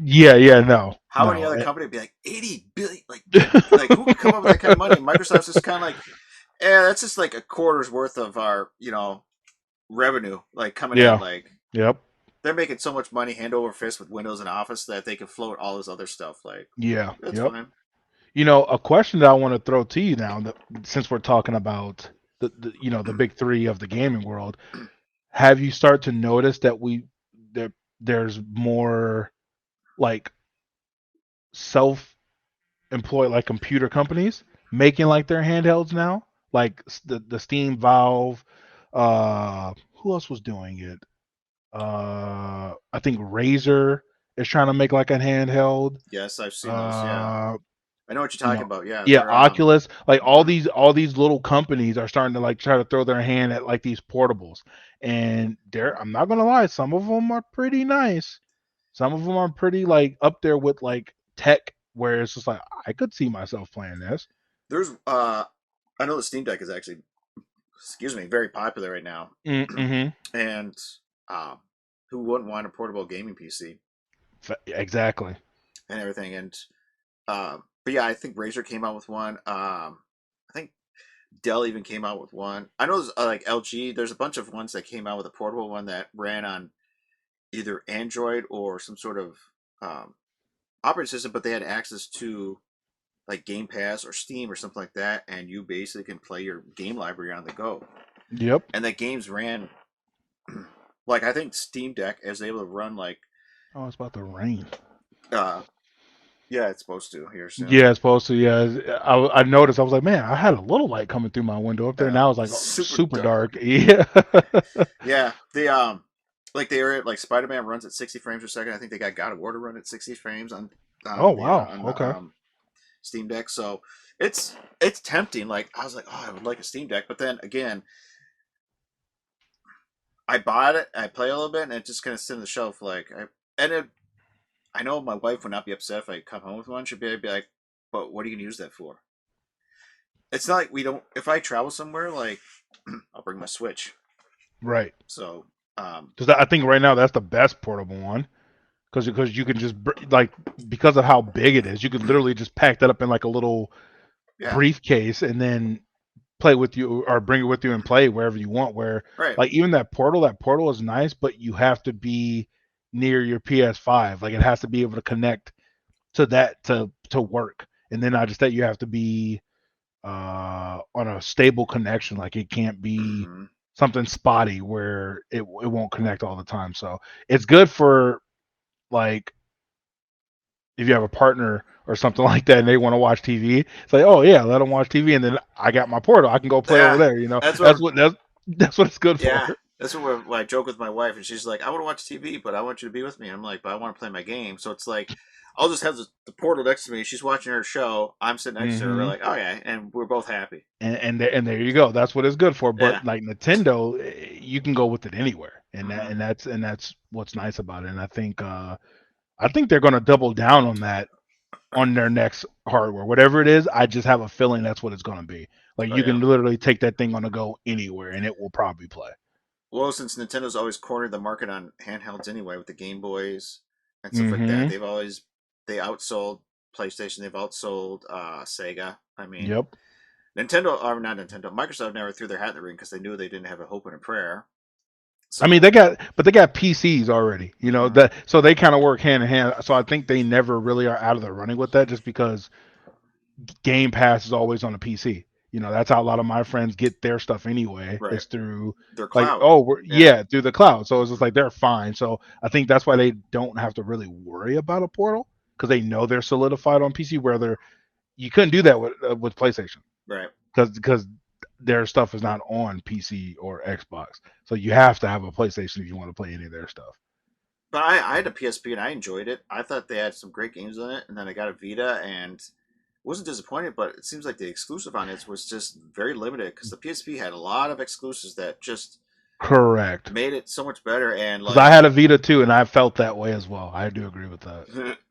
Yeah, because it's just like I remember when I had, I was like, "Yo, this is cool." It reminded me of those old cell phones. What were they called? Sidekicks. Oh, the because Nokias. yeah, no, not the Nokia, the T-Mobile Sidekick. Okay. It was like picture your phone, but instead of you know how everyone's phone is like straight up like this, Right. the phone's orientation was pretty much like this, Okay. but then you would have a button and it will flip the screen up, and Oh. it was meant for people who love to text. Uh, So it's like you would just text all the time, you know, dual finger, and it was it was great. I thought it was really cool. It brought me a little nostalgia because it reminded me of the the T-Mobile Sidekick, but at the same time it was smaller. mm-hmm. It wasn't as big as the PSP 1 and 2, and they did have really good games for it. But at the same time, it was just like I feel like it was missing something. I just don't know what it was, but it wasn't as good as the PSP 1 and 2. Mm-hmm. But the design of it was cool. I really loved the design for it. I'd be curious if Sony ever jumps back in the portable business because how well the Portal's selling. If they're like, maybe we should make like a standalone, device that actually can play more games on the go. I know there's that rumor going around. There's even rumors that Microsoft's even come up with a portable too because the cloud is actually improving to the point where it's like they want to play games anywhere and everything, and not just on your That cell phone. would That'd be be interesting if they come out with like a that would be Portal scary Two. for the other two. If they actually came out with a legit portal that would combat like what Nintendo already knows how to do, Mm-hmm. that would be kind of scary. Then I would honestly be a little scared for the other two companies because even though they Sony has like all these good AAA companies and stuff like that, if you have more avenues to make money, you just won't beat out Microsoft because that's what they're just trying to grab money and they're doing it in all the right ways. Acquiring all these big companies, and then if they have their hat thrown in for a portal on top of already being, having their cloud library on Yep. PCs, it's like, man, they'd be really trying to hammer it home at this point. Well, Microsoft's also one of those companies that like if they lay siege to someone, they could be there forever. They're like 100%. they could sit there and say we're losing money left and right on this, but we're just going to keep it going. And then it's like Yep. then that company's like crap. We're still competing with them, but they're not going to give up because they just keep throwing money in it. And Correct. like to with the Microsoft Zune, they finally gave up because the iPod just kicked them out like 5-1. I think it was. There's just like whoever bought a Zune eventually bought an iPod, but everybody would iPod. I want an Apple iPod. I want an Apple iPod, and they just finally said, "Okay, we see the writing on the wall," and they left. But yeah, it's. I mean, it is. I think you and I live in a good time where gaming's got to a point where we saw the change in generations and how technology advanced, but at the same time we can see like What the VR's future holds. right Yeah. because VR is Yep. now available to us, but at the same time like how graphics are advancing to the point where like Unreal 5 is like photorealistic to the point where like I've been playing Senua Saga and that's like photorealistic graphics. Like it is insane looking at this that it's actually real time graphics, but everything looks like we're Oh, probably gonna be that's playing like a right. movie and Yeah. everything. It's gonna be so stupidly like realistic. Like It, it's funny because I still have my Monster Hunter try for the Nintendo Wii U, mm-hmm. and when my mom turned that on, to her that looked really good. It looked like a movie. She was like, "Is this like Jurassic Park?" When I was on the phone, I was like, "No, that's the game." She's like, "Why it look this good?" I'm like, "Oh, you think that's good? You should see some of the stuff that we play now." Yeah. Like if I just screen shared you what I'm playing, you would think I would probably, watching a movie, but I'm not. But Well, even playing Final Fantasy VII Rebirth, those graphics are way better amazing. than Avid Children. Like I went back and Yes. watched Avid Children. It's like, oh, like Rebirth graphics look way better Yeah, and more yeah. lifelike than Avid Children. And I thought Avid Children at the time was like, my God, that's like so Mhm. realistic. But yeah, it's Mhm. like yeah, you and I are in a spot where we grew up with the technology, but at the same time we're watching it evolve into what it is now. That's I have a feeling we're going to probably be like in Star Trek where we have that holodeck. Where it's like, just put this in here and play that. We'll be like Gamer, where you If, sit in a room, you have like the vest on, well, they're already getting there too. like They ready already to play. got like the haptic feedback vest for some of these places too, which is really weird for when you're playing like a like I know a really big one. I think even Joe Rogan was talking about it. He does it all the time with his son and his Mm-hmm. daughter. They go to like the huge building that has like a zombie outbreak, and you play as like the people that's trying to like curb the zombie outbreak, and it's like you got the haptic feedback Mhm. vest on. You know, you got your gun. They got you tied in and everything, so you won't like run out the room and get snatched back. And it, it's amazing. I never would have thought we got that far, but yeah, they're even coming out with like the.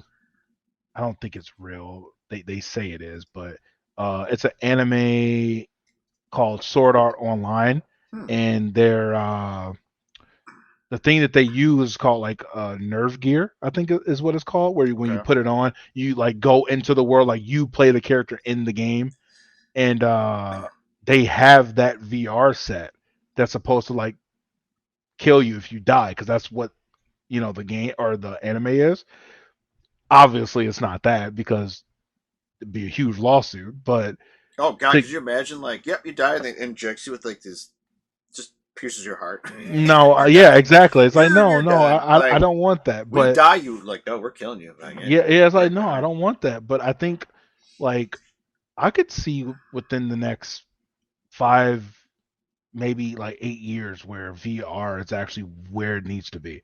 Because like I've started back on a VR one, the PlayStation VR one, and Mm-hmm. I thought that was super sick. But Mm-hmm. then I seen the Oculus and what's that other one? The Oculus is it's called Rift, or is that the same one? Uh, I just It's know two. Oculus is popular. That's the next Excuse popular me. one. Rift, because I know it didn't. Steam came out with their own, I believe, that Steam Correct. View that didn't go well. And then, I mean, with VR has been kind of a touchy area because, like you said, Oculus has been the one that's been a top king. Sony's Correct. came out with their own PlayStation one. But anything else after that, like I'm not familiar with what Yeah. else is big. I can't remember the name, but I know there was another one, but I know the Oculus.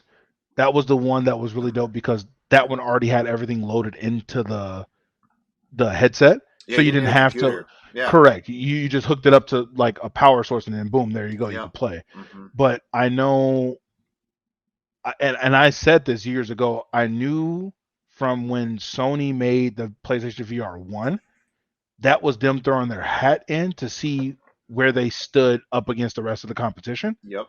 Because now I heard really good things about the PSVR 2. The PS4 2 is actually really cool. Yeah. I got one too. Okay. Kind of disappointed that there haven't been many games that really take advantage of it. It is definitely a step forward, and because yeah, you're right. The PSVR was basically like a hobby. They said, "Oh, let's just try to see what happens," and it Mm-hmm. actually sold well enough to the point where they're like, "Let's continue on." Right. Right. And everything. And so, but the PSVR 2 is fun. They definitely put some time and money into it. Yep. Uh, I'm just hoping they come out with more games with it. It's been kind of barren on support for that at the moment. I think it's honestly because they haven't hit the right avenue of gaming. I really think, and again, this is something that I said when VR first started to become a thing. If you really want to take VR to the next level, make some horror games. Make Yeah. some horror games. Not just these little like what was it called? Like Until Dawn, like the circus one where you're on the roller coaster Oh, and that stuff one like that. scared the shit out of me. No, no, no. I'm not saying that it's not scary, but it's just like picture how can I say like picture if Until Dawn Yeah. was all in VR. Like Uh, with the VR two uh capabilities. Resident Evil 7 is you can play that all in VR. Exactly. And I think But now 8 and 4, yeah, you can play in VR. Right, yeah, so yeah. like picture that, but like don't even get it tied to like a franchise. Like don't even give it to like Resident Evil or Capcom. Get a really good like indie developer, which Sony has a ton of them, and make a really good horror game. I guarantee you people will start flocking to the VR then because I mean not everyone has that, the money or anything to buy those haptic feedback Mm-hmm. suits. So instead, how about we just give you this really good immersion game that once you put on the headset, you don't even realize you're like in the game anymore. Like you think that is your reality. And Yes. the way to do that is to play off of what? Fear. Mm-hmm. Because fear, if you're scared, you're going to be immersed no mater what. And I know this because I play a crap ton of horror games. You want to get someone immersed into a game, you give them a horror game, they're going to be looking at it, and then give us like a good story. I'm telling you, man, they're missing the market because they're trying to do like all these shooters and like these sim style games. that's fine and all, but it's like if you want it to sell, I think they just need to tiptoe into some horror stuff, man. God, I feel it. if they came out with the Last of Us VR edition, I Or even that, could you that would be imagine good. playing Last of Us VR and you have the 3D sound effect and you hear a clicker just right behind you and you're like, I don't want to turn around because you know the dude's gonna get you. You slowly turn around and he's just right there. Be like, Yeah. people are gonna be like, taking the Yeah, thing off and chucking it. they're gonna have to do what Nintendo does and have the Mm-hmm. straps so that way you don't break your shit because you know people are gonna be getting scared Oh, quickly. screaming, chucking that thing! I've seen those videos on TikTok where they run and hit the TV and they break the TV and Mm-hmm. they knock themselves out. Like, Yep. I hit my damn keyboard yesterday playing Withering Rooms. ah, Most of their jump scares I can like kind of sense when it's coming, mm-hmm. but there was this one that got me really good. Like I opened up a door and I was trying to go past the shower to check for items and stuff like that. When I opened up the shower, the cabinet that was next to it was a witch and she was cloaked as that cabinet. So when she flipped out, she like blew up and it threw my character back and all you hear was and I was like, oh shit, like it actually got me. I got scared a little bit. I was like, that was good. That was good. But I think that like having horror in VR would just roll in the money. I know everyone won't be tuned in to want to play a horror game, but that would be the selling point to show people the capabilities mm-hmm. of the PSVR 2. I try to play not Final Fantasy, Resident Evil 7 in VR, and I'm not gonna lie, I got to the point where the mannequins in the attic started moving. I'm like, because I would sit there and it'd be like, turn around, they would move, and I'd be like, nope, like, and then I played for a little bit more, and it was I think got to the point where the mom was looking for me and I had to hide. I could hear her walking, calling my name, and I'm hiding, like I gotta move or something like that. And then she found me. I'm just like, fuck this, no, like, dude, and you're right. It's definitely a fun thing to do. Like, I would have my neighbor and friends come over and be like, all right, let's see who plays horror game and not scream like a little girl. And Yeah. some people would go through it just like you'd see them jump, but they'd be like, ah, that's nothing. Other people would be like, nope, and they would instantly like take it right off. Like, And you know what I just thought about when you said I would call over my friends and have them try VR? What if they made a game where it's a couch like local play game for you and your friends, and how they play is you get one person that gets the headset and you have this like complete like linear story, but the scares and the things that get to you are the stuff that your friends do on the couch. Like they set up the scares oh god, and your objective is to make it to the end and beat them, and you have to do it without like like some sanity meter or something like they that. would just Like, mess with me. Like, it would be jump scare. Like, you open up a door, there's a killer clown right there. You walk through it like a seriously like. No, they would definitely be like it would just be bombardment of just jump scares and. if a game comes out there soon, I said it. The Don said it. But that would be a great idea. I'm telling you now. I'm looking at the camera when I say that. Find a developer and be like, hey, I got this idea for. I got this idea for you. Yeah. A jump scare game. Yeah. Yeah. They have something at Eden Prairie Mall, like you talked about, where it's haptic feedback chest and VR, and you have a gun. You can play like a zombies, pirates. I want to get a group of people and do that. I haven't tried one yet, but I really want to. We should let's talk to some people at work tomorrow. I bet you we can get 3 or 4 guys, maybe 5. I know for sure probably Izzy will. Izzy would probably be down for that. Probably could get 2. We probably could get even Gliger. Oh yeah, because he just set up that whole freaking racing thing. Kit. Yeah, yeah. Like you said, maybe Nick, maybe Victor. Maybe I think even we could probably Jay get too. I think we could probably get like 5 to 8 people. Yeah, yeah. It's just I know cost may be a factor, but we'll see. We just split it. Yeah, with that many people, I mean, yeah, just everyone come together and we just split. Yeah, go after work one night. It's Eden Prairie Mall right there. I think even after work, or even we could do it as like a weekend thing, like on a Saturday. Yeah. Happy hour. Oh man, I'll be in my zone then. Get a couple of drinks in me and then give me a gun and tell me that I have to take out zombies. I'm here. You're just give me a katana or a baseball bat. I'm good to go. Just like liquored up. You're all like, this is easy. Just smooth killing. It's like, where all the Yep. zombies goes, you're just over there, just taking them out one by one. I'm like, Yeah, where's Richard? You just see blood and hands flying everywhere. He's clearing the path to the right. right, yep. I'm just gonna sit here like light a cigarette and just smoke Yep. while you let Yep. you clear path and just be like, all right, that's fine. Yeah.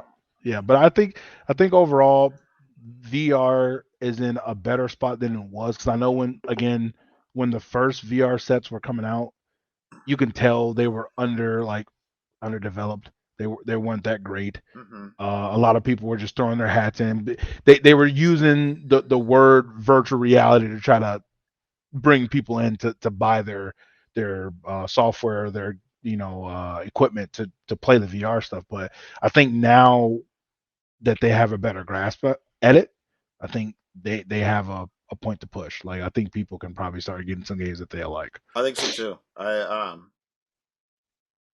like Beat Sabers. I know is a very fun game. Oh yeah, yep, That yep. especially in VR, if you can put your own They songs need in there. they need to do like a rocksmith again, but instead of just the guitar, they just need to have one called. Well, wasn't Rock Band a thing? Yeah, so you had Rock Band, you had Guitar Hero, and then Rocksmith was its own thing, but that was more like you said, learning or playing To learn how to guitar. play the guitar. Mm-hmm. So what they need to do is make one that combines the two, but it's not just guitar. It's guitar, drums, bass, and then what it is once you get good enough, people will start streaming in virtual reality, making it almost look like a concert. Could you imagine, like, all right, we're You waiting for see, a you see, drummer I to need just to stop line giving in? you guys my ideas. Yeah, I need to stop because these are good ideas. some developers in the background, like, all right, Yeah, you yeah. It's like I guys. don't know who this guy is, but we got some money to be making right now. Yeah. Oh man, Yeah, that would definitely be interesting. Where it's like Guitar Hero, but in VR, where you put on the visor and you're like, all right, I'm the drummer, and you got the drum set in front of you. yeah. And you just send You invites see to the your whole friends, and they thing. log in. It's like, yeah, okay, I'm your guitarist or I'm your Yeah, bass player. It's like, I'm oh your shit, singer, and okay, you're looking around, dude. That would definitely change. yeah, Because Guitar Hero is so much everything. fun. Like now, Yeah, add that would be a whole different level of playing that no. game. Well, that ties. This kind of ties into something I was going to bring to you about. Not really game related, but it could be. It's more of a technology thing, but AI. Mm, It's getting to the point now. Like I don't know. You know who Tyler Perry is, right? yes. Okay, so did you hear it was an article I think at the beginning of this year. So he was trying to make this like huge movie production studio, like to further like new advancements in movie making and stuff like that. He stopped all production of it because of one thing he saw with this AI, and he said we can't compete with that. It was this AI generate like someone had said what they wanted the video to be, and someone made a legit short film that looked at better than all of these like these big companies that we see now making movies. And he said, I don't think we can combat that. How do you feel about like AI. the AI stuff? Yeah. I I've heard, haven't got much into it, but I know a lot of people use like Chat GPT and stuff like that. I've But used I have I've not. actually used Chat GPT when I'm trying to write my SQL code at Okay. work. It definitely helps. Like I mean, not gonna lie, it says, hey, you should. Here's your error. Here's how you fix it, and it works. Um, I've actually heard other companies like Square Enix has actually mentioned AI.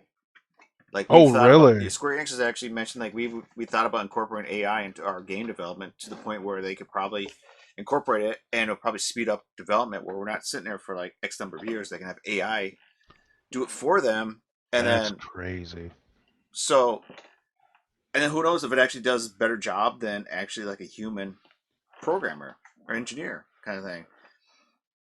You wonder like, okay, if we Mm. teach some AI how to use Unreal Engine and say, hey, make a game, a horror game, you wonder what it would come up with.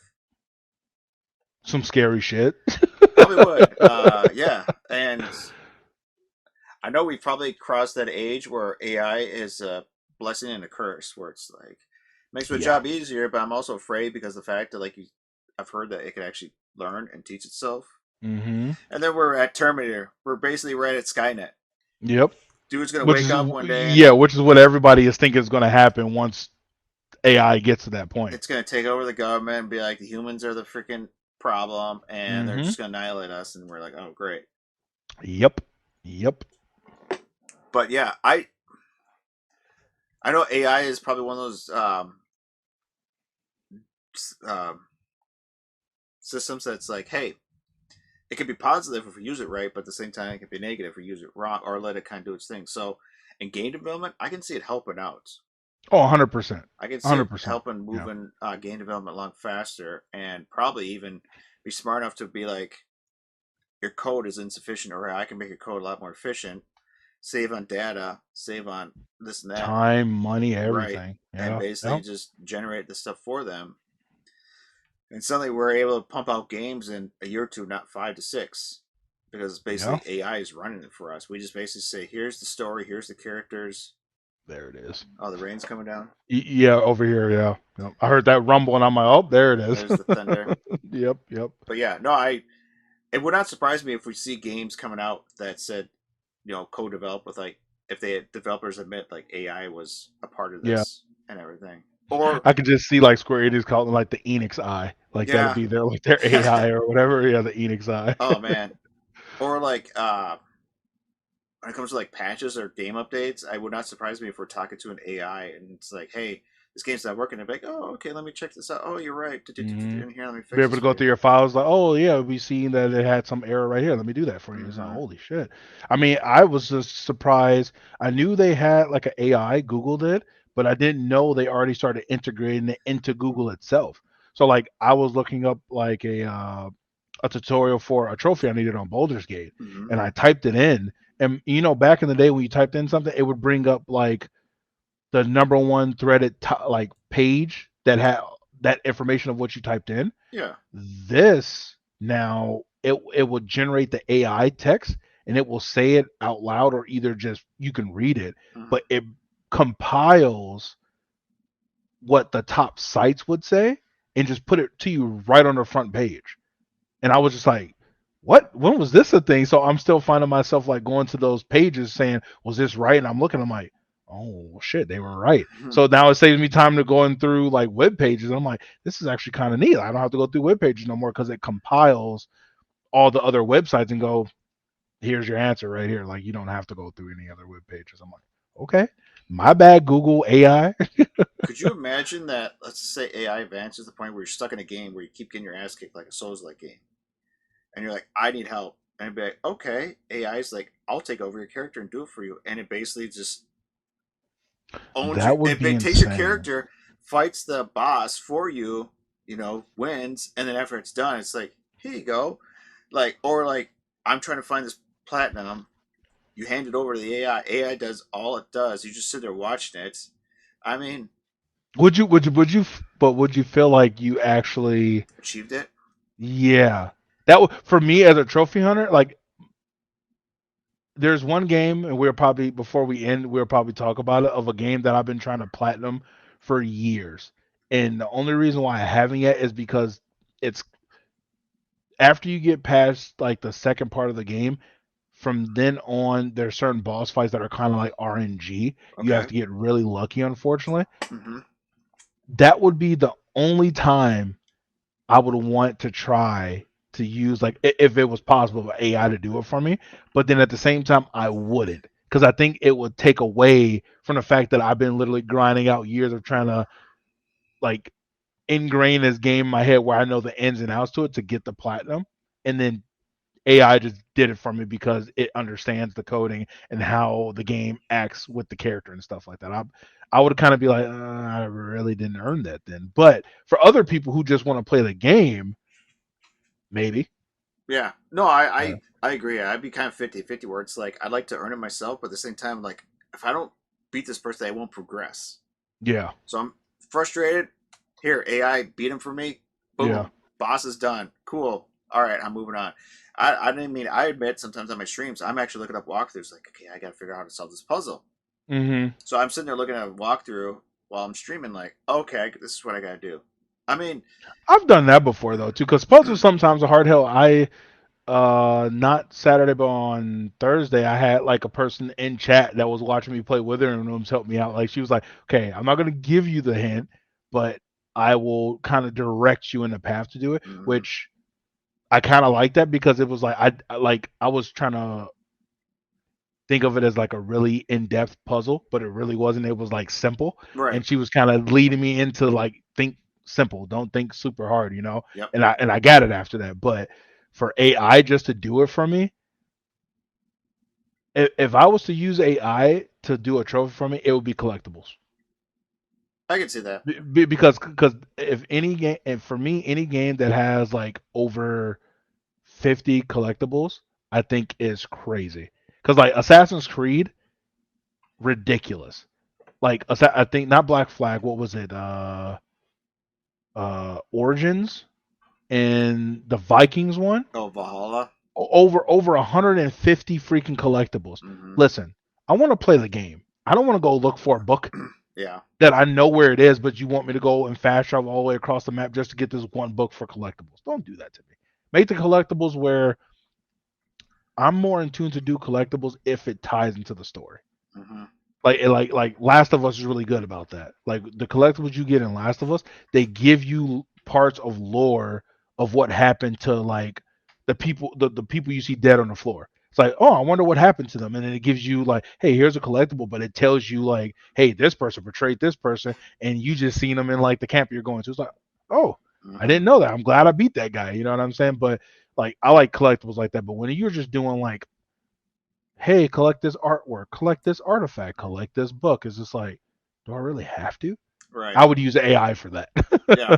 No, that makes sense. It's just the grinding part of it. You're like, yeah, I'll just let AI do all the grinding. Right. Okay, well we've kind of we've been talking for 2 hours. Wow, time flies when you're having fun. So before we sign off, I guess we'll just like I know we talked earlier. What was let's ask like what is your greatest achievement that you've gamed so far? Like, what are you proud of? I guess as an achievement. I think the one that I treasure the most would probably be because I can't think of offhand the other ones because I know there is some other hard ones that I've done, but I know one for sure was Metal Gear Revengeance, and the reason why that one was so hard is because have you played any of the Devil May Cry games? I have. I played the first one. Yes. So a lot of those games, in order to platinum, you have to be obviously like the score level and stuff like that, or like beat it fast, or don't get hit and stuff like that. That's what Metal Gear Revengeance was. It was you had to S rank every single mission, and in order specifically to get the S rank on Metal Gear Revengeance, you had to beat it in time, and you had to not get hit. If you got hit, I think it was like once or twice, you wouldn't get the S because you got a crap ton of points from not getting hit because you didn't use any health items.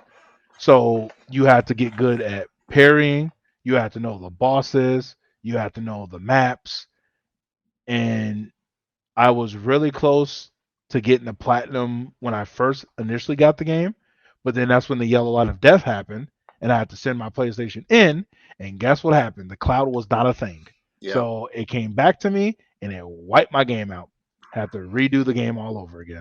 Jeez. So when I finally got that platinum, I was damn near almost in tears because I love platinum, especially if it's a game I really like. Yeah. But Metal Gear Revengeance will definitely be one of the top tier games because it's a low percentage. I think it's like 0. I want to say like 6% of people got that platinum. I do have a couple other platinums that are like 0.2, 0.3, but that one in particular, because of the situation and what you have to do to get it, was like my most treasured platinum, I would say. Took me a long time. There's actually something I want to show you, so give me 1 second. Let me go find it because it deals with that. Okay. He's got some stuff. Well, thanks. I can't see his end of if there's people watching, but whoever's here, I appreciate you stopping in and taking a look on the podcast. We'll have a bunch of other topics to talk about in future episodes, but this was kind of like an intro. We did one before, and we had some technical issues.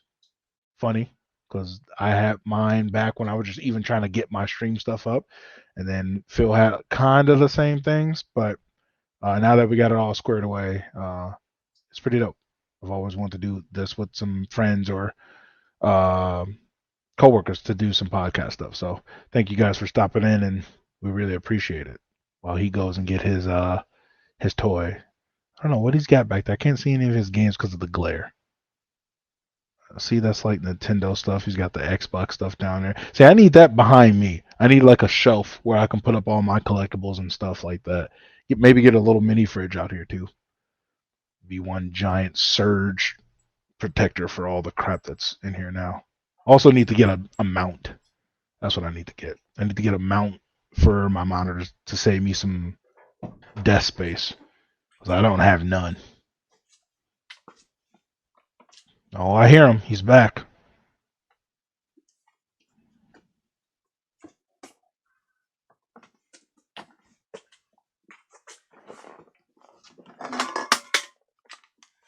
Okay. What the? Just dropped something. Okay, so platinum. I know platinum wasn't around back then, but to like achieve like 100%. This I don't know if you ever see this guy. It's like Gran Turismo. Yeah. Oh, that is Gran Turismo. Okay. For like number 3 for the. Yep. So this is when I bought my PlayStation 2 for the first time. Got the Gran Turismo 3 pack. I played the hell out of that game to the point where I actually like 100% it. So. Oh, which wow. was crazy because I had bought the game. I did not have enough money to buy a memory card, but it was the only game I had at the time, so I played the hell out of the thing, and I was able to like 100 got all the. So I would say that's the first game I kind of quote unquote platinumed in terms of achieving everything you could in that game. So okay. But until like that became a thing, it got harder and harder to the point of like with Gran Turismo, it's like unlock all licenses was kind of like that, and unlock all courses. That was kind of like completing it.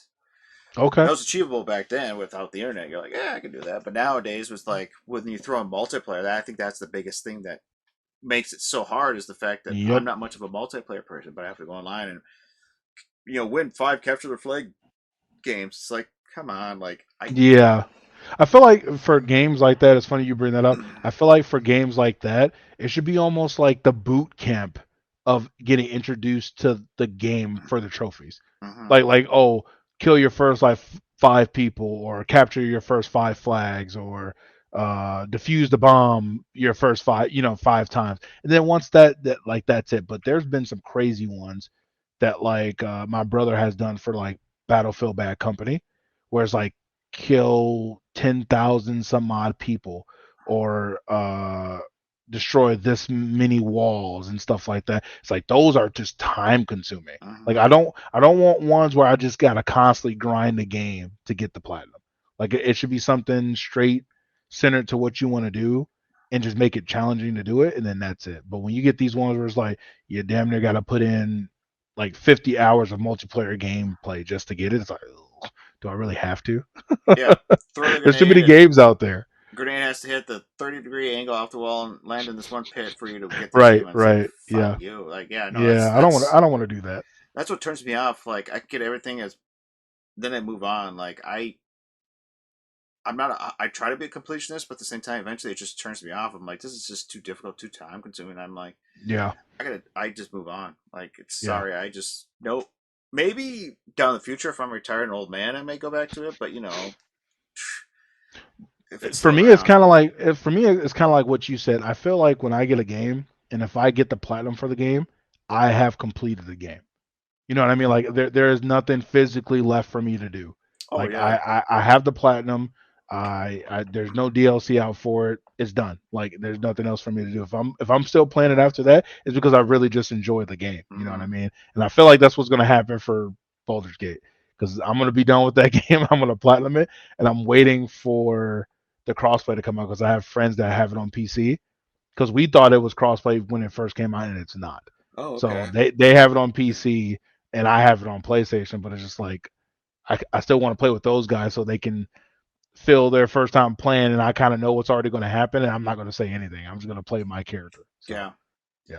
No, I'm sure. Like I know with the PlayStation 5 they've added new like helping videos where you're like, that's neat. How do I get this achievement? They show you either they take gameplay from other people, or they do have the option of like I think you can hand your controller out virtually to someone else, they could play that game for you and then hand it back. I think that's something they've even done with PS4, but still. Yep, they have. Yep. So, I mean, there's times where it's like, hey, you want to take care of this achievement for me? Go right ahead. I'll sit back and do it. But right. Agreed. But I think, so like, yeah, Astrobot for the PlayStation 5 was probably the first one that recently I can remember I actually platinumed on it from beginning to end. I did platinum on Spider-Man 2, but that seemed it was straightforward. It wasn't, there's a few challenges, but it wasn't like nuts.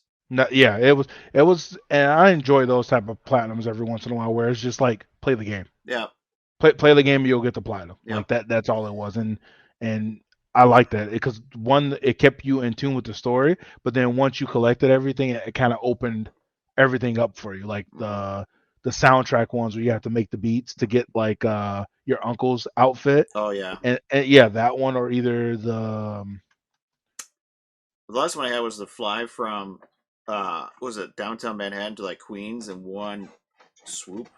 Okay, I'm not gonna lie, I tried and I got a little over halfway and I couldn't figure out this one part, and I used that PlayStation help thing where it shows you how to find the wind tunnels and the correct, because I was like, there's no way you can make this, and I kept going, and then the video popped up. I was like, okay, the path is kind of the same. He took a different way. I'm like, okay, that's good. And when he got over the water, I was missing a wind tunnel at the end of the bridge that will shoot you up above like some of the higher buildings and then back to another wind tunnel. I was like, oh, that's what you did. But that's okay. Like I enjoyed that because I was like, I'm stuck. This is one of my last trophies. I need help. Those are challenges I can deal with. But yeah. Other extreme ones like trying to platinum on Halo Infinite or Halo Master Chief Collection. It's just like play like 350 multiplayer maps. I'm like, god dang. Like so. Yeah, I agree. All right, well, I think we probably should wrap this up because we've been going for a while. So, how would we find you on social media here?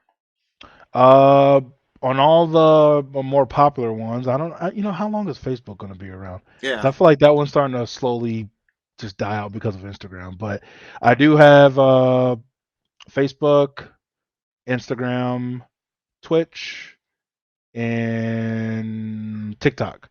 All of those are the Don's richest, the Don's _ richest, all across all 3 or 4.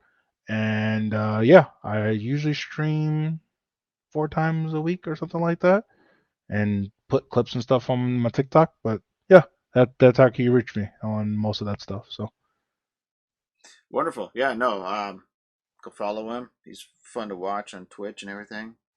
Talk smack to him in the chat if you need to.